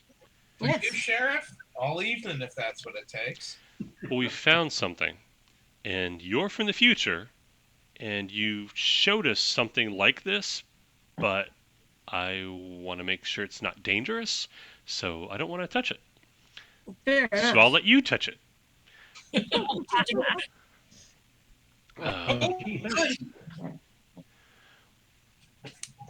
So do you mind coming with me? You need to. I can wait if you in the middle of something. Nope, that's fine. I look over at my robots. How close are they to the carry rack? To the what? How close are they to finishing up the carry rack, the backpack? I don't know what you're talking. I can hear you, but I don't know what you're talking about. The carry rack? Yeah, the backpack. Oh, okay. Frame that I was going to have them all jump onto. Halfway through? Have my little robots finish their little task. Do you want them to? Sure. All right. Yeah, they're standing. They're in a way they're a lot like Jack. You tell them to do something, when they're done, they just stand there. So, Yeah. When you look over at them, they stand up straighter. They're only like this tall, but when they see that you're looking at them, they and they're like little bits and bobs of leftover pieces of things. So they Yeah, look yeah, like they're not good looking. Yeah. they look like folk art, really. So with little popped out cell phone camera lenses for eyes, that kind of thing. Yeah, I tell them, it's a come frame of a on, backpack. kids. Yeah, I tell them, come on, kids, and they get to form up into They a backpack. climb on your backpack, and Rose just kind of watches this, and yeah, okay. And you walk across town, and while you're walking there, she's not the most talkative person. But at some point, she realized she should probably tell you what you're going to go look at. Okay, she says, after a while, she says, "Oh, I should probably tell you. Okay, Edgelord did not stay at the Bittersweet. He didn't stay with his men. He had his own place out on the edge of town. Hmm. We left him alone, as you might imagine. Excuse me. But Sam said we should probably take a look at his place to see if we find anything interesting. So I did. Oh, and this is afternoon, but still broad daylight. Okay. So I found some interesting things. Bags of gold dust, silver coins, gold coins. Basically, he took every piece of silver and gold in the entire town and kept it. So that's interesting. What useful. He must have thought it was valuable. He cornered a market on the entire economy. Yeah, Only which is weird. Because what I hear, he gave useless, worthless coins to his men to trade back and forth for things. So Mhm. I don't get it. But Gold is conductive. He was thinking he was going home. okay, I'm not averse to trying to find our way home. but I found a thing, and it has words on it that makes me think it might be dangerous. Oh, So what kind of words? Words are the most Words, interesting words, kind of enemy. danger. loading. Oh dear. So that sounds to me like that might be a weapon of some kind. So Yeah, loading is usually a weapon. so you find you get to the edge of town, and there's a house, and it's a nice house. And she goes in and takes you upstairs, and there's like a balcony. There's a bedroom that is like elaborate Victorian looking bedroom. Mm-hmm. It's actually earlier than Victorian, but still, it's got that kind of style to it. It's like Rococo overdone, Yeah. curtains around the bed. It's fancy. And there's a balcony that currently faces the palisade wall. It's actually just slightly lower than the top of the palisade wall, so it has a lovely view of a wall. Once upon a time, it actually had a nice view, theoretically. Well, out there's a chair and there's a table, and on the table there's a phone and there is a tablet, and the phone says, and it's sitting in sunlight because this faces the afternoon sun, and the phone says across it, charging. She says, "Oh, sorry, not loading, charging." That still sounds dangerous. Okay. Is the phone plugged in? No. Ooh, it's solar. Is it sitting on a charge pad? It's sitting on a wooden table. It's solar. Oh wow. Yeah, I shade it with my hands to see if it stops charging. After a second or two, the charging thing goes, doom, and then it just shows like a lightning bolt that's like 99% full. Oh, that's cool! I see if it's got a SIM card in it. That is cool. There's a tablet next to it as well that operates on a similar principle. Since cell phones probably aren't too useful here, is there any way you can get all that solar battery out of there and make use of it, Jack? There's nothing you'd recognize as a SIM card, no. Yeah, I'm talking about the solar battery. I'd have to get them back to the shop and take them apart. Yeah, because I think the solar battery is more useful than a SIM card. Unless it just wants to give up its secrets to me.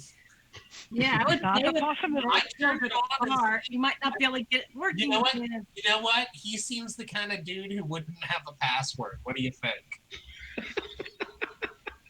I'll go for it. But once you get his Get secret, in. I have get his absolutely no secret. computer expertise, but I'll try to get in. I can give you a hand with that. It has a pattern that you need to enter on the screen in order to access it. Like modern day. Is there a series of smudges on the screen that should be There are, but I don't think you've got the necessary skill to make any sense of it. No, okay. Who here has hang on. Actually, I think Isco might. Hang on. Standing by. Is that it? No. Is that it? No. Is that it? No. Oh, I never exported Isco to PDF is what the problem is. And I don't Brandon, know. would hyperacuity help? Who, what now? Would hyperacuity help? That would definitely help. Do you have security? I think it's called security. Let me double check Nope, my skill list. Engineering electronics. What did I? Hang on. Let me double check my skill list. I can never remember what I called stuff. I was gonna say, who was our IT guy? Oh, it's engineering. Yeah, I'm sorry. Duh. I'm an idiot. I played Champions with Sean yesterday, and it has fucked up my brain. So I'm remembering all these champion skills now. I was about to say, so do you have systems operation? Wait, what? No, that's not even a that was a dumb thing in Champions, much less here. So, all right. Yes, engineering. It would be engineering. I found my old Heroes book. Actually, it was Sunday I had a game with Sean. But, yeah. Engineering would be the skill, but also a facility with computers and or security systems, whichever it is that you would have in your background.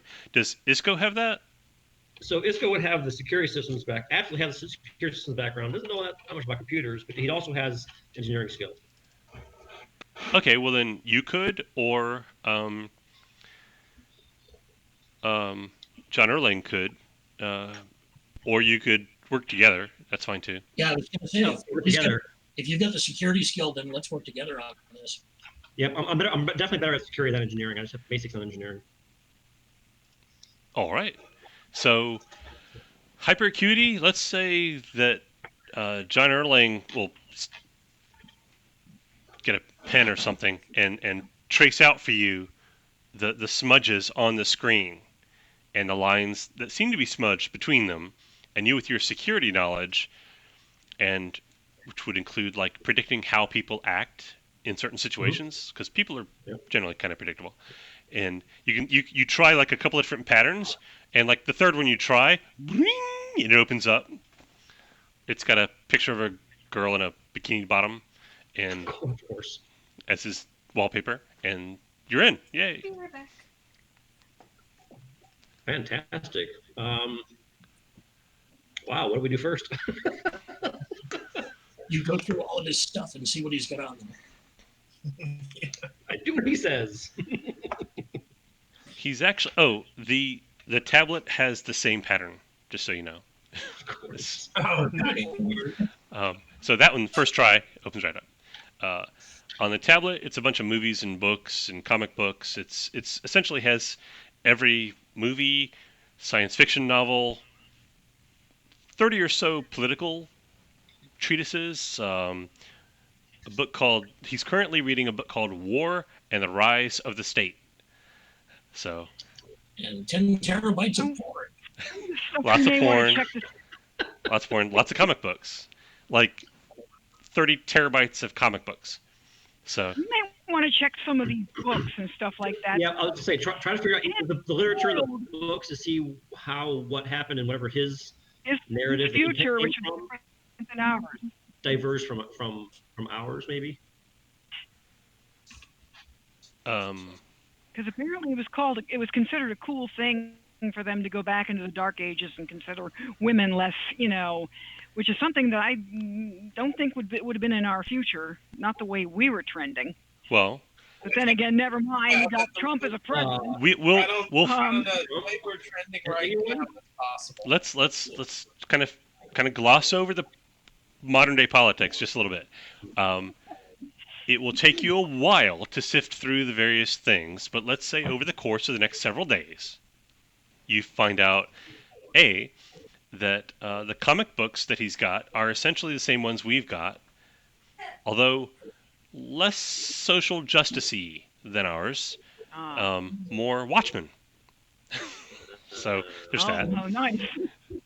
The history, most of his stuff are not current history books. They're like Civil War era history, or yeah. early 20th century era. So you don't have a whole lot to go on as far as his history. But you do manage to put together that as a result of the American victory in Vietnam, America went to war with China, and that as a result of that and needing to maintain continuity of leadership, the United States passed an amendment allowing President Nixon to continue running for president. So you find a reference. I think they would do a repeal of a certain part of the Constitution, but anyway. Or repeal an amendment or whatever it was. One of the articles, yeah. Yeah. Dang. So there's a reference to the end of Nixon's fourth term, somewhere in there, as like a side. It's like an offhand comment talking about something else in a book about some particular battle with the Chinese in the early 70s. So that kind of thing. But Wow. apparently, America won. Judging by the other things you've got, you're not sure that's actually true. But that's what it says. And so that's the world he's from. On his phone, you find out there was a huge gap in his email correspondence between 8 months ago and 6 months ago. And then, all of a sudden, he's exchanging emails with somebody. Oh, really? Yes. Wow. Apparently, there's somebody else around here who's got a cell phone that works. Yeah. Somebody can directly communicate. I wonder if that's a future thing. Oh, I'm back. Hello, you're back. Were you gone? What'd you miss? I didn't notice you were gone. Oh, I once again, everything just stopped. I gotta. Oops, something bad happened. Showing up. Did you hear about Nixon's fourth term? Yes. Okay, so you didn't miss Yeah, anything you were important. talking about his email correspondence. Yeah, there you go. I don't want to sit and print out 100 or write 100 emails, so I'm not going to do that. But the summary is he's corresponding with one person. The email address it comes from is missing. Anybody who's like a techie person? Who's techie? Anybody? Here. Computers? John Yeah. Erling? Okay. Yeah. No. Nobody else notices this. John Erling notices this when you look at the headers, like, because you would think like, well, wait a minute, who the hell's he emailing? Because there's like a whole infrastructure required for that to work. Yeah. And you pull up the headers on his emails. Unless you're bang pathing, it at least takes DNS servers. You pull up the source of his emails, the ones he's receiving, and look at the headers and stuff. These emails were not delivered by email. They're missing entire headers that are required for email to be routed from point A to point B. Right. You see a from, and you see a body text. And then there's like noise that doesn't mean anything to you. But if you go back to 8-9 months ago, those emails, the headers are kind of different from what you know, but they are recognizable as proper email headers. The ones he's been getting for the last 6 months are this. There's no way this arrived, much less. I know where he's getting them It from, makes I no think. sense. Yeah. Didn't you say something about a city of robots? Yes. Silver City, yeah. What's the gist of the emails? That someone called the Black Spider says that there is information in the town that they want, and they're willing to trade him for it. And he's all on board with that because it'll make his town more powerful, because the Black Spider is offering to provide weapons and technology so that this town can conquer Wonquo, which currently has a benefit in terms of number of people and weapons. Tranquility has guns, but very, very few of them. Wonquo has like 1,000 people with spears and crossbows and bows. Right. So Tranquility is not going to be conquering crossbows. Yeah. He's all on board with that. These are part of the early things. There's apparently somewhere nearby how would this person describe it? The person describing it would say you might call it a temple or a facility, which is designed to build things. And he says, like a factory? And the person said, you might call it a factory. It is located somewhere near that town. Find it, and I'll reward you. And that's the beginning of the conversation. And over the 6 months, other things come and go. The person will ask for information about something. He'll give it back. This person will ask, so and so was in outside of the city to the south. Find out what they were doing, and he'll reply back. Oh, they were looking for a source of um, grains, whatever, or water, and that kind of thing will go on. At one point, the person will say, if you can obtain 6 human subjects, that would be helpful for my work. In exchange, I'll give you a bag of gold powder. And the guys, and Edgelord, oh, you find out his real name, Cyril Frank. Oh, right. I can see that, man. Cyril Frank. Although he signs all of his emails Edgelord. I assume we will find him again, and I will have to call him Cyril. Oh, this is something else you might find fun. Because you were thinking that Edgelord is like a supervillain or something that he merged with. No, he's been signing his emails Edgelord as far back as the emails in this phone go. So he's always been calling himself that online. Okay. So what did he do in his timeline as a profession? Would you be able to find that out by looking at his phone? I'm not sure you'd be able to know that from looking at his phone. I'm not sure you could find out what I do by looking at my phone.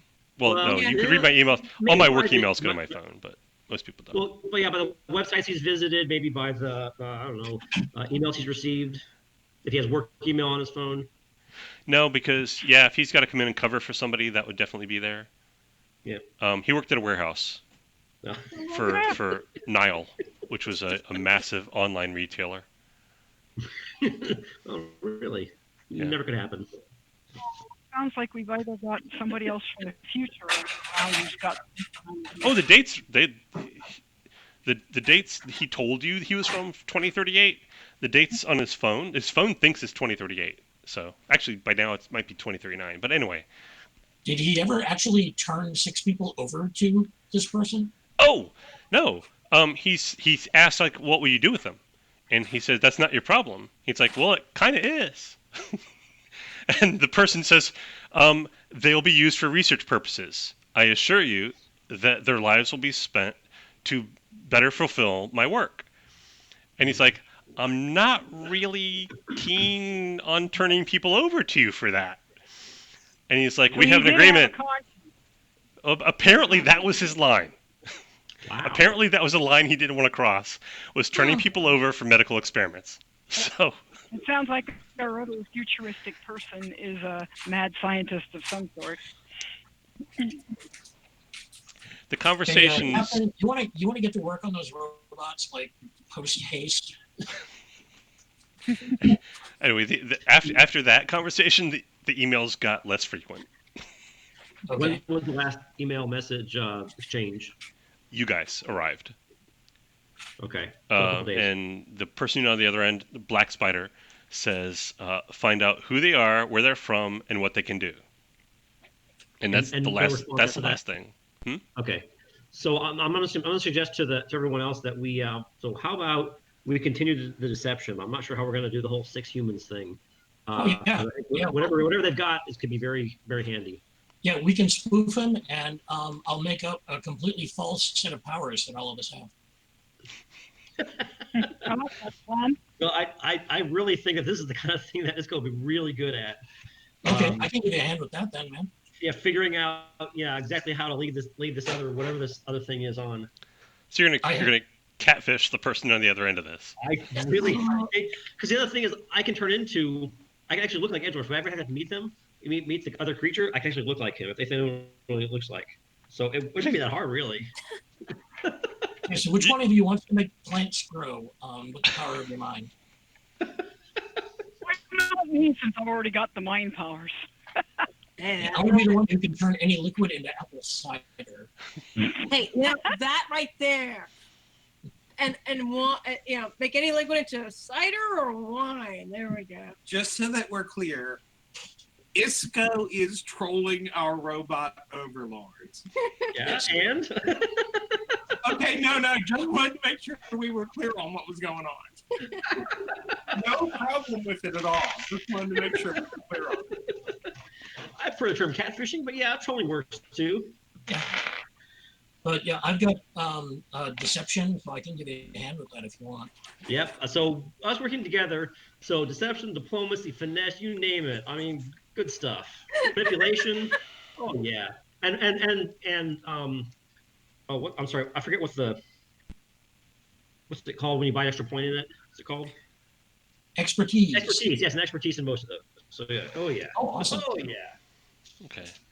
Let me export a PDF of Isco's character sheet because I don't currently have that, and it's annoying to have to open up the spreadsheet to look at you. So I sent you an updated one. You did, and that's what I'm looking at. I just haven't exported it to PDF. Okay. So let me go ahead and do that. Yep. And just make it easier for my own reference. Oh, and for one those thing. Who were sitting close by when it happened, when I used hyper acuity, a third eye opened on my forehead. What? Does it glow, or is it just an eye? No, it's a mystic third eye, so I assume it glows. Cool. All right. Yeah. What was I going to say? Something. I've completely forgotten what I was going to say. It's those character sheet. You're exporting a PDF. Oh yes, character sheets, shapeshifting. Yeah. I don't think I've changed it in the rules yet, but after seeing you guys doing shapeshifting last time, it occurred to me having to stay the exact same size and mass is too limiting for shapeshifting. Yeah. So I was eventually going to buy shrinking and growth. Yeah. Well, that's up to you. That was the question. If we bought shrinking and or growth, would that allow us to shapeshift and grow or shrink? Absolutely, yes. Wow. You could turn into the Statue of Liberty. So. I'll pass. No, but what I was going to say is, shapeshifting, you can get 50% smaller or 50% larger. Okay. Because I think that covers a lot, and I think that makes it a lot more reasonable. What do you think? Yeah, sounds good. Okay, cool. So also with shapeshifting though, does that give the abilities of whatever? Say I shapeshift into, I don't know, a large bird like I don't know, a vulture or something. Also flight. Does that include flight? I don't remember. Let me check.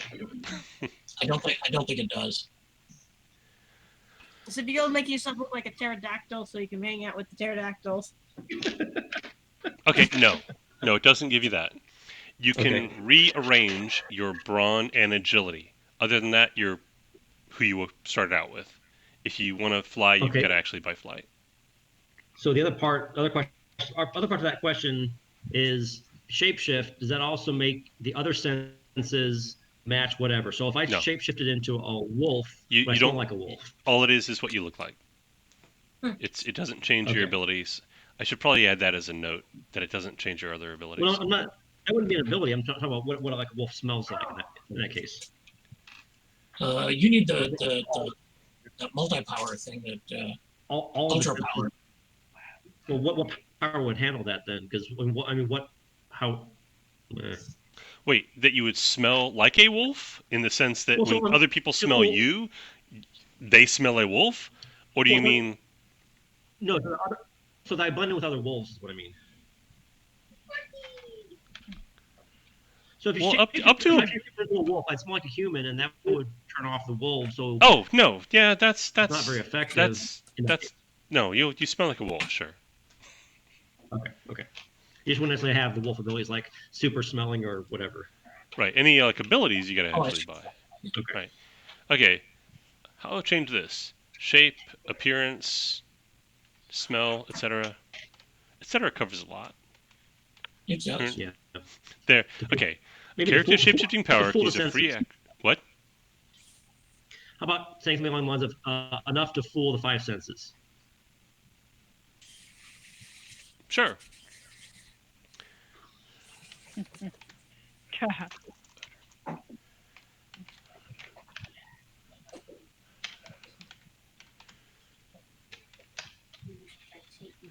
Okay. So you can change your shape, appearance, odor, etc. and may increase or decrease their size by 50%. That seems reasonable. I can make a That mini way, like Edgelord. you could be a big guy, you could be a little woman, whatever, or vice versa. And okay, that sounds good. And you can rearrange your physical traits, brawn and agility, as long as the total of brawn and agility remains the same or lower. So there you go. Oh wow. Any more than that, and you gotta It's one of the buy main powers. be good. So with a 3 agility and a 3 brawn, can I do like a If it's not good, 5 okay. brawn and a 1 agility? Yes. It's not a good idea. Wow, that would be interesting. Okay. Is that too powerful? Might be too powerful. Maybe, but we'll see. I guess we'll cross that bridge when we come to it. Because if you can go into the bit, so what I'm thinking is if you go into the bit where you're having to spend more points for the abilities, that Yeah, can be see, I don't want to have to deal with the math for that. So I'm just going to say, yeah, you can rearrange them as long as the total stays. So yeah, you can be super, super strong, but you'll be really, really easy to shoot. Mhm. So I think it's fair. All right. Moving on. Where were we? I've lost track of what I was doing. Oh, you're sifting through Edgelord's emails. Yep. Yeah. So then you were you're catfishing older Black Spider. Go ahead. Yep. So I was basically going to study all the history until now. Are there any attachments or anything else I can study, like pictures or anything else I can study besides just words? Get an idea of the adversary. Pictures of what? Pictures of what they're talking about. Are there any attachments to the emails or anything else, any other information that I can use to study the adversary? Oh no, whoever's sending this stuff never sends pictures. It's all just text. Okay. Okay, well, I'll study them all well enough to understand the tone. Actually, attitude. Wait, there's like way too much noise going on. What's going on? I think it was Donald Karen. Okay. Sorry. You guys okay? Yeah, there was some guacamole that had expanded. And we were, Expanded. yeah. Expired. Oh. little individual packs like this. It was within its date, but it had expired. But it wasn't brown, so he took a lick of it, and yeah. We apologize. Guacamole doesn't go bad. Guacamole goes evil. There were live biologicals on there. Apologies, we forgot to turn my volume off. That's okay. Okay. Craig. Yeah. Make a. Let's see what this would be. It's like So it could be sifting deception, through. or maybe manipulation, or maybe. Well, it's not social. You're looking at data. Okay. Yep.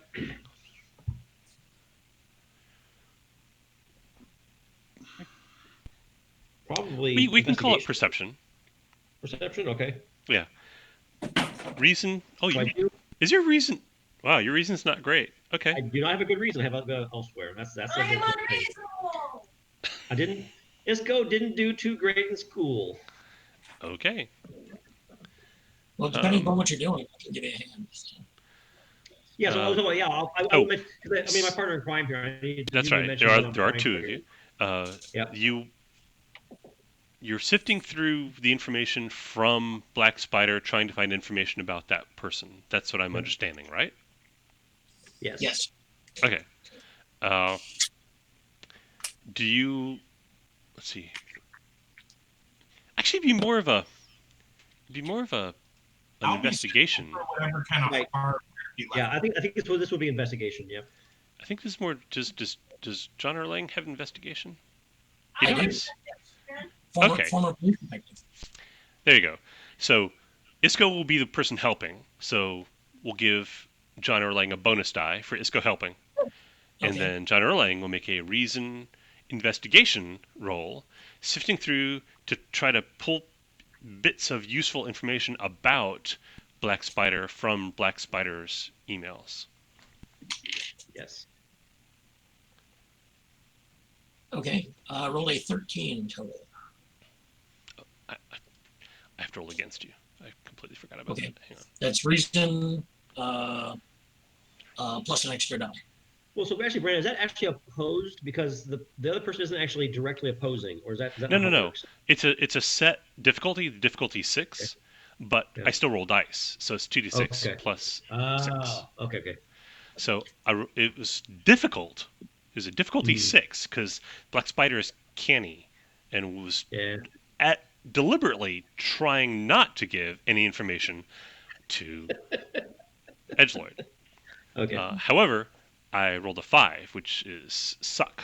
So 11, you got a 13. So you get a bunch of stuff. None of it really points to anything really compelling, but you do get a few things. One, there is a valley and floating mesas between you and Black Spider. That's significant. You don't really know Floating the Mesa, MESAS. right. At one point, Okay. Black Spider refers to the floating mesas in the east, and it's kind of like a flowery metaphor for something that they're trying to like make a point about something. But while Sounds they're like writing, but they're referring to something in the real world. Well, in this world, so floating mesas to the east is apparently a thing. What was the other thing I said? in the valley. Oh, Oh, and Brandon, what? I'm going to toss in a plot point too, Okay. For what just to get purpose? as much information as possible. Oh, all right then. Well, it sounds like they're further west than our friend Erlang actually flew to do his recce. Yes. Plot point. Oh, okay. Things you get without the plot point. Right. Black Spider refers to their tower at some point, so they're in a tower. Let's see. There's an in several places it's implied that Black Spider has other people working for them. And it happens often enough in such an offhand way that you don't think that's a lie. That seems to actually be some, because it comes up more than once. And it's not like, I have people working for me. It's not overt. It's just like background noise of their conversation. They'll refer to somebody doing this, somebody doing this. So we think that's probably true. For the plot point, I'll give you something special. Let me think. I've got to think something really different. I thought something. That was quick. Hold on. This is a technical thing. While you're looking at the headers and the source of the email and stuff, while you're looking at the email, it appears to be like a font, like one of those old Englishy sort of hand-drawn fonts.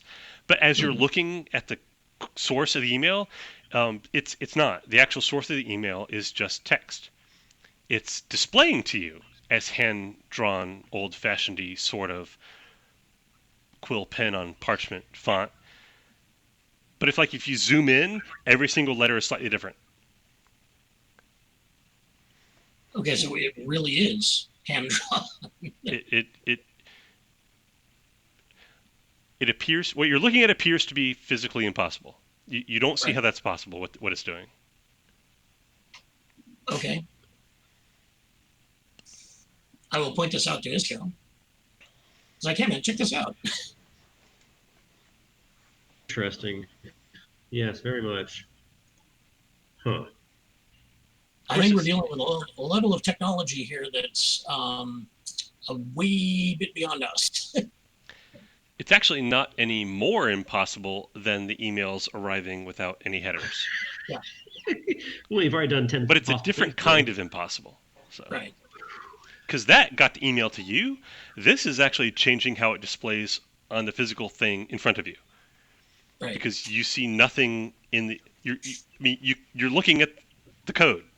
You're looking at the headers and the raw source of the email, and it's text. But when you actually view the email, it's showing like a handwritten thing. None of his other emails do that. So there's that. That's fun. Yay. Plot Okay. point. Let's see, what else do you find in his room? I told you about all the gold coins and silver coins and bags of gold powder. Okay. I assume the sheriff will dispose of that stuff. So. She'll think of something. Because she's there for most of this. She's not sure what to do with the gold coin because they don't really use. And if she gave it out to people and they started trading it around, somebody like Edgelord would always just come along and try to get it all again. So it's just going to be. It is productive. If you give it to our blacksmiths, they can probably use it to do things like repair people's watches. Really? Stuff like that. Yeah. I know at least 5 men who. Gold has so many uses in engineering. Engineering and blacksmithing and all kinds of stuff. I happen to know. Which of you guys is the men here? Who's like the youngest, most attractive one? Who's got the highest presence of the men? I have a 3. Mine is also 3. What's your presence, Jack Harrow? 3. How about Michael? I've got the lowest. Also 32. Wow, just straight 3s across the board. All right. I should say this general. I'm fairly old. I'm in my late 40s. Okay. Well, Captain Jack Harrows, John Harrows. Sorry, I keep saying Jack. Captain Harrows is the blacksmith guy, and he's the guy who talked about fixing watches. She'll say in like a low voice to you, "I happen to know Miss Veronica has a little clockwork doll that stopped working about 5 years ago." I'm just saying. I think she'd be very grateful. So. That'd be something that Harrows can do with his tinkering. It's too heavy for her to carry alone. She goes and finds some guys to come and bring it back with her. So. It might be rather scary after he's done with it, but yeah. So she's gone looking for help carrying the chest of gold and silver. So you have some time to talk without her there if you like. Other than his cell phone and his pad, is there any other interesting stuff of his that they didn't take? Yeah, I'm looking for like his electronic, mechanical kind of hardware. He doesn't really have any. What? I'm looking for stuff he hid. Yeah, that too. Well, eventually you'll find it, so I'm not going to make you roll. You find a glass. You think it's glass at first, but it doesn't feel quite like glass, but it doesn't flex like plastic. It's transparent. It's about this big, and it's like liquid up to here, like a pale green liquid up to here, and it's got a stopper with like a little seal, a little plastic seal over it.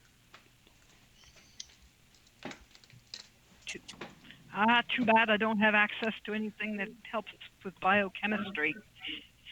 I'd love to know what that stuff is. Give that one to Captain John and tell him to take a look at it. It could be his kryptonite. Yeah, or it could be what makes him super indestructible. There's only one. It did have a paper label. The paper label has been torn off.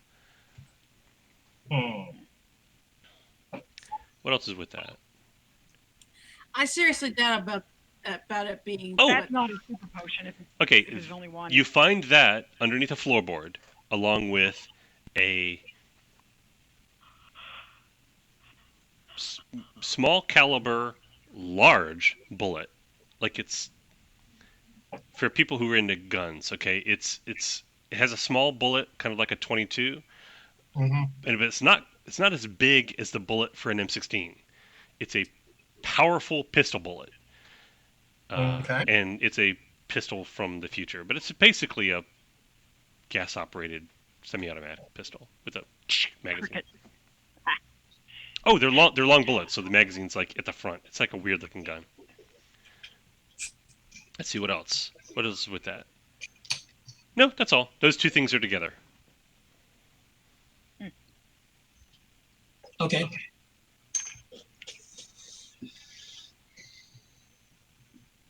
Can either of you do a chemical analysis on whatever the goop is in the flask? I'd have to do it basically, very basically. but I can try. Chemistry was never quite my thing. I'm a mechanical fella. I'm chemistry. I can do it. Just have to give me some access to some other chemicals. Okay, well, do what you can. Mm-hmm. If it turns out that it's the source of all of his power, then that's always a good thing to do.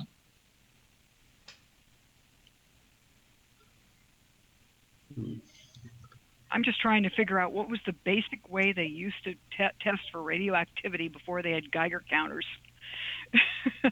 I remember there was a way to do it. You'd put it near someone for about a month, and then they'd die? I think the cameras. That's how I remember you do it. You Yes. Put it next to film. Yeah, you put it next to photo paper.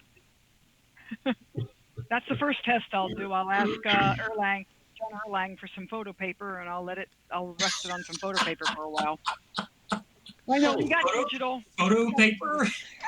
We're going to use some. silver nitrate on it next. Look, if you're a true cameraman, photo paper in 10 years. If you're a true cameraman, you've got an old-fashioned camera somewhere. Well, and there may be I've some got photo paper still here in this town. There was a photographer. Yeah, there could still be some of that. Actually, there's Some probably paper. somebody in the town with photo paper. Maybe the newspaper. There's a chance of them having it. If you want to. Him having it. Yeah, well, I Sweet dreams. will ask around for some photo paper. You can still get photo paper to this day. We don't use it very often, but we have equipment that does occasionally use it. It's old-fashioned stuff. Oh yeah, it's just that everything that Erlang uses is digital. Okay. Yeah. Because he's certainly not going to be carting rolls of film around out in the bush. Here, let me load the film into the camera. Into my camera. Well, then I'll ask around in the town if somebody has. You some. do find. Yeah. Let's see, the guy. Barthen, the guy who runs the provisioners. He's actually got photo paper. He asks why you want it. I'm conducting a test. Well, as it happens, I took a correspondence course in photography. I'm quite the portrait maker. This won't So be would a you like your portrait taken? Actually, I'd just like some of the paper, and then you can develop it for me and tell me what you see on it if you see anything. Okay. He seems disappointed. It's All right. something. It's I guess, something if to that's determine whether or fine. not That's what you something is want. dangerous. Okay. No, that's fine. He goes and he brings back Here's the portrait. Yeah. a big square cardboard box, basically. And he says, there you go. Do we have access to any lead? Oh, there's some in the locomotive. Yeah, that's what They're essentially bricks that are bolted to the frame of the... So basically, I'm going to sit the photo paper in the way I remember how it was done, behind the lead, briefly open the tube, and then close it. And Yeah, then it's not radioactive. Okay, that's what I want to make sure. That's the first test. That's the one before I do anything else. Hyperacuity. Yes. I was just thinking, because I was just sitting here thinking while we're going through the photo paper nonsense. Like, there's no way you people are going to figure out what this is. There's no way. You don't have the equipment for it. Hyperacuity. Let's say it takes Michael several days, and you've done everything you can think of to do without, using it up and destroying it. Yeah. With the equipment you've got, which is not great. Not much. You go visit Doc Sue. I'm using old-fashioned chemistry or alchemy. That's probably all I have available. You now know what general pH it has. Yeah. you pay a visit to Doc Sue, who is more than happy to help you. He's the doctor and dentist and barber. Cuts a mean head of hair. He'd have some of the chemicals I'd need, too. And he's got a lot of chemicals and test tubes and that thing. He's even got a microscope, 20 times power. But it's nothing. It's blue liquid. That's really all you've. Green liquid. Okay. At some point, you'll remember that third eye that Yeah. popped in John Erling's head when he was looking at the phone, and you can maybe have him take a look at it. In which case, I will go back to him. I said, Great. John, my usual ways don't work because this is a very primitive place. Your magic might work. You know, that never even occurred to me. Usually, when I was a police officer and we had something we needed to have analyzed, you just put it in an envelope and you sent it off, and 2 weeks later they told you what it was. DC mass spec. Probably a DC What happened mass in between was not my department, so I don't know what they did. No, they used so a DC max spec probably. I'll open my mystic third eye and see what it is. It is trillions and trillions of microscopic machines. Okay, let's put the cap back on that, please. Nanobots? It's an assembler swarm. Holy shit. Nanobots. I think Captain Marcus might want to see that. Captain, I think this one truly is right up your alleyway. I look at it. It's a nano swarm. Would Captain Harris have any clue what to do with that? Yes, he would. Really? All right. He would speak with objects. Now, Oh my God! you are cute. Oh no. Wow. All right. Well, I guess Captain Harris poses it up, says, "So, my little beauties, what are you all about?" And they tell you. Yeah, they turn people invisible. That's all they do. They turn people invisible. Yes. We change the... That's not literally what they say. What they literally say is a series of equations that means they change the light refraction of living matter. But essentially it means they make people invisible. Gotcha. And as you have a conversation with them about it, every 2 or 3 minutes, an entire generation of them lives and dies inside of this thing. So you have to reintroduce yourself every minute and a half or so. Okay. But so if we take a little bit off of them, they'll refill because they'll have the resource return. That's not. They have a very specific set of parameters that prevents them from turning into the green liquid that swallowed the world. Right. So they have an exact number of them, and that number is always maintained within 1 to either side. If one dies, it gets replaced. If there's one too many, it dies. And how many of them does it take To do what? To turn living matter invisible? All of them. It's extremely precise. This is a one use. It's one use. It's a high-tech potion of invisibility. It's a potion of invisibility, yeah. It is a single-use potion of invisibility using Yeah. nano. Now, okay. Well, that seems quite a lot of bother. Oh, If it's only one use, it means they all die once they do their purpose, once they fulfill their purpose. Yes, then they're looking forward to it. so that's actually what Isco says. Well, that's a whole lot of bother. And he's like, oh, never mind, kind of. Because I don't know if everyone knows I can do that yet. I wonder what he was intending to use that for. If you'd hidden a potion of invisibility and a gun, what do you think you hid those for? It's his bailout bag, guys. Yeah. Somebody. Why didn't he come back for his bailout back? He was surrounded by people who were... Anybody with social skills at this point will realize, why did Edgelord say, hey, if you want me gone, I'll leave? Because you were literally debating between kicking him out of town or killing him. So he was like, well, I'll just volunteer for the one that I don't want less. So yeah, that's pretty much what was going on there. Yeah, but if he'd asked to get his spare change of underwear, we don't let him. He fell from orbit. Not gonna take any risks with you people. Good point. Okay, so yeah, that's. By the way. By the way, you were making it very, very clear that you were willing to get as inventive as you needed to be to kill him. So yeah. You want me to leave? Oh hell, I'll leave. Yeah, sure. I'll just which way? This way. But I'll go right now. I'll just go right What now. that Here, I'll what show that myself out. what that was the mad scientist going, I wish we had 5 of them so that I could be sure not to kill the first one on the first experiment. I mean, I at least need a control and 3 or 4 different trials. Sheriff Hood comes back. What I actually need is a half dozen edgelords. That's what Sheriff, the mad scientist in my brain was going. Sheriff Hood comes back with a couple of guys, and they carry the crate of silver and gold out somewhere. Oh, actually, to the blacksmith shop. Okay. And she'll turn around and tell you, Okay. we're going to take this to the blacksmith shop. That's what Okay. you want, right?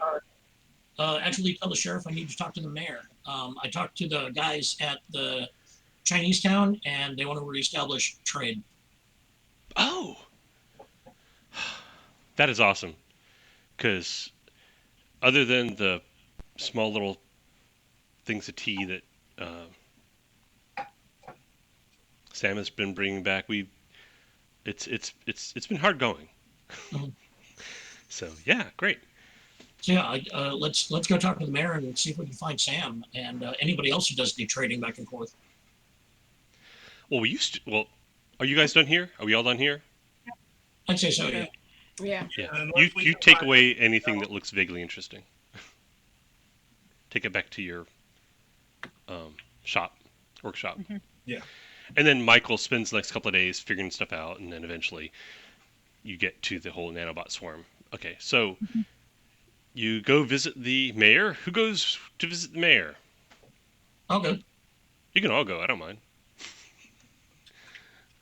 Sure, I'll go. The trading was kind of what I did before I caught the Kraken. I was in the Merchant Marine when Mayor Coburn. Mayor Coburn is a man who has been out of his element for about 10 years. So he's still the mayor. They haven't really bothered to have an election. Everybody seems content to have him be the mayor, so it's just kind of a superfluous position, I suspect. it's kind of a superfluous position. He sweeps the courthouse, and every once in a great while, when somebody wants to change houses, he files that paperwork and things of that. A couple of times, people have gotten married or divorced, and he wasn't sure how to handle the divorce because he'd never done one before. But he had them honestly swear before God and their country that they would have nothing to do with each other from thenceforth, and that they were both free to pursue their own life, liberty, and the pursuit of happiness. And they said amen, and I now pronounce you ex-man and ex-wife. And that was pretty much how that went. So we have an X-Man running around. Sorry. oh, I think we all are. one other thing I want to mention. I know it's just Brandon laid that one out there without any protection. I couldn't. Yeah, resist. okay. The big green man. Several people will by this time, everyone will have heard of the big green man. There used to be a church just to the north side of town. About 6 years ago, during a change storm, it disappeared, and a completely different set of buildings with little, not so much a wall, but a fence around, and half of the fence is just bushes. So, and in the middle of this, there's a courtyard with some buildings around a statue of a big green man. They all speak a different language than Chinese. So Daksu can't talk to them. The people who speak English can't talk to them, and none of them speak English. They kind of just keep to themselves. What? I did actually want to learn their language eventually. Yeah. I assume it was Japanese. That's what they're looking at. That's the big green man and the courtyard where there used to be a church and a cemetery. So church and cemetery gone 6 years ago, and these guys have been here ever since. They are These are like the about a monks that John Nolan Okay, talked to okay, earlier. yeah. I will walk up and give them a hello in Hindu. they're actually Japanese. Oh wait, no, were they Korean? I don't remember what I say, Lloyd. Do you remember? He's Japanese. in Japanese. Before, Japanese. Yeah. Okay. In Yeah. that case, that doesn't work, and their response tells me which hello to say. And I give them a. I have the linguistics gift. My theory is that I have basically hello, thank you, please, yes, no, that's a deal, and how much in And every and where's the bathroom, please? yeah. Basically, I have trade knowledge in pretty much everything. Yeah. Is how I'm playing my linguist. You don't see these guys very often. They basically keep to themselves. Once These in are a the- while, they will come out to run some errand, and they're always polite. They'll bow, and then go back in. Um, Okay, yeah, and Edgelord always left them alone for some reason. probably because they kicked his butt because they wouldn't fight him. But they can fight the other people. Yeah, no, I'm going to use what little I have to get introductions and let's get some communication going here because communication is the path of peace. Oh, well, in Japanese, they'll say, "Are you a friend of Sensei Erlang?" Erlang, yes, I am. Oh, please come in. You'll be quite welcome. And they'll give you tea and they'll hang out with you. Okay. Yeah, I'll see if there's anything that they need that I can provide. I will be very honest and tell them that I am a trading man. We don't really have anything we need, and we don't really have anything to trade. We have a spring that provides fresh water, but it's not enough to share with the entire town. Otherwise, we would.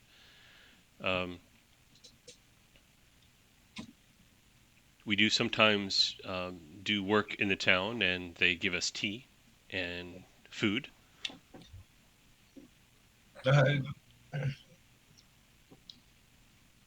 Sounds like you've got things sorted out.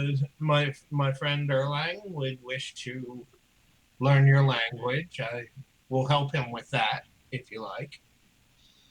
If you like. Or perhaps other people in the town could learn at least the basics of politeness. That would be a great benefit to them, I imagine.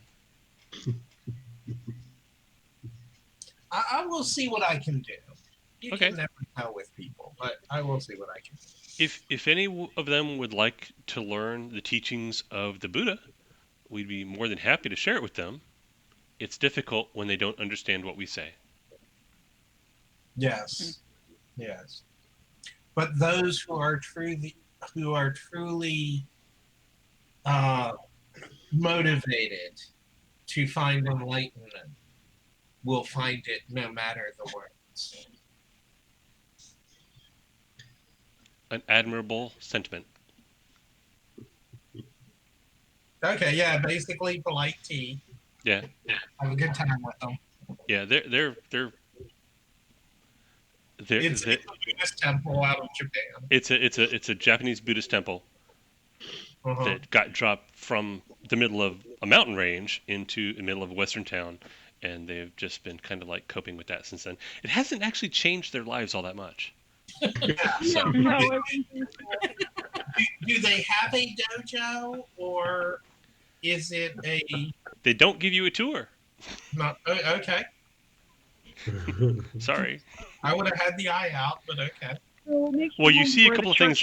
You see a couple of because the buildings around the Buddha make a square horseshoe shape. Right. You see a couple of large empty rooms that easily could be some kind of dojo, sure. Yeah. Well, But when you're there, they're not doing kung fu while you're there. Yeah, no. It's usually the racks. You get a row of racks for staves and whatever. Yeah. Well, those would be like in the rooms, but you don't see those. Yeah. Okay. All right, moving on. I will go back and help John Erlang talk to these people and anyone who would like to learn the yes, no, thank you, please, have a nice day. Isco and Anna and Michael, you want to go meet the mayor? Sure. Great, no harm. So he's at that moment sweeping the courthouse, which is kind of what he does in between taking breaks from sweeping the courthouse or going across the street and having a whiskey at the Red Dog. You guys Now, come in. He's thrilled to see you. He's like, hello, hello. is that a whiskey or a whiskey? No, the quotation marks are around the word whiskey. Okay, not a real word.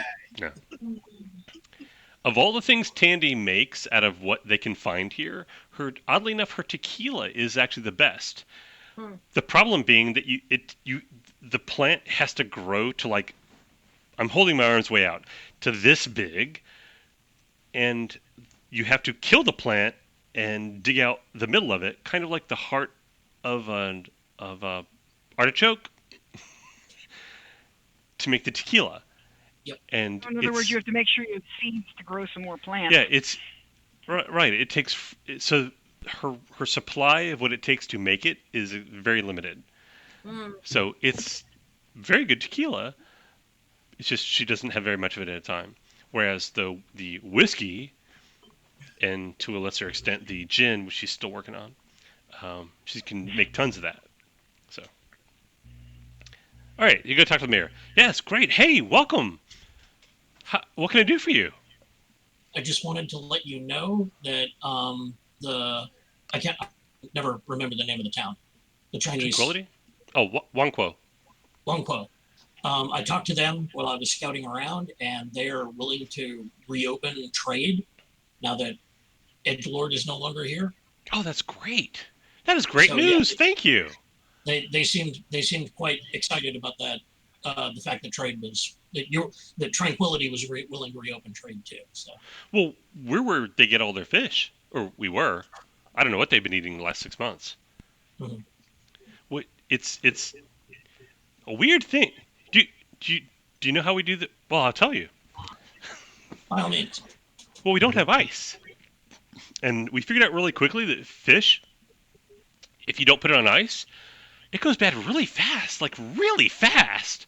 Yeah. So what we do is we got these big pots from them, actually, these big pots, and we fill those with the fish and water, so the fish are still alive.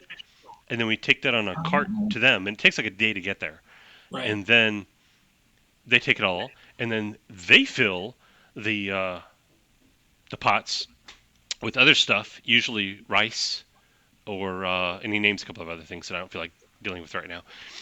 And then they bring it back, and then they trade with us, and for other stuff that we make, like the sorghum and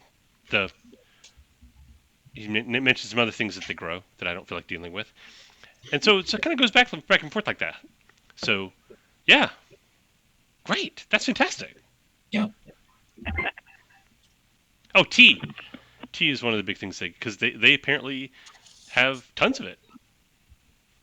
So. Well, you might want to let your traders know and start getting a caravan together because, like I said, they're perfectly willing to reestablish trade. That is great news. Although our guards, well, I'm sure we could script together something. We had a whole thing. We had guards, but then most of them went to work for Edgelord, and Sheriff Hood is insistent that we not let them have guns again for 6 months. Make sure they're on good behavior. Right. So, but we'll think of something. You're a resourceful man, Mayor. I'm sure you will. You're right. I am, and I will.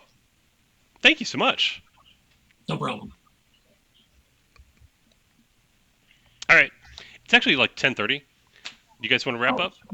Yeah. Tonight I do want to get that on time. Yeah, sure. We had no fights. Oh well. I said we had a late night last time. We might as well end on time tonight. Okay.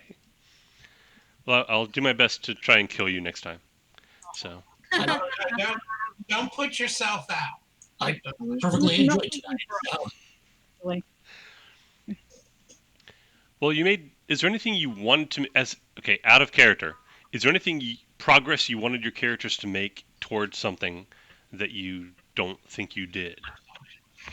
fine. No, I'm good for the moment. Yeah. Okay. I need a few more experience points before I can progress towards anything. Yeah. All right. Well, we'll work on I that. figure once I hit around 45 points, I should be right about where I think where I want to be. All right then.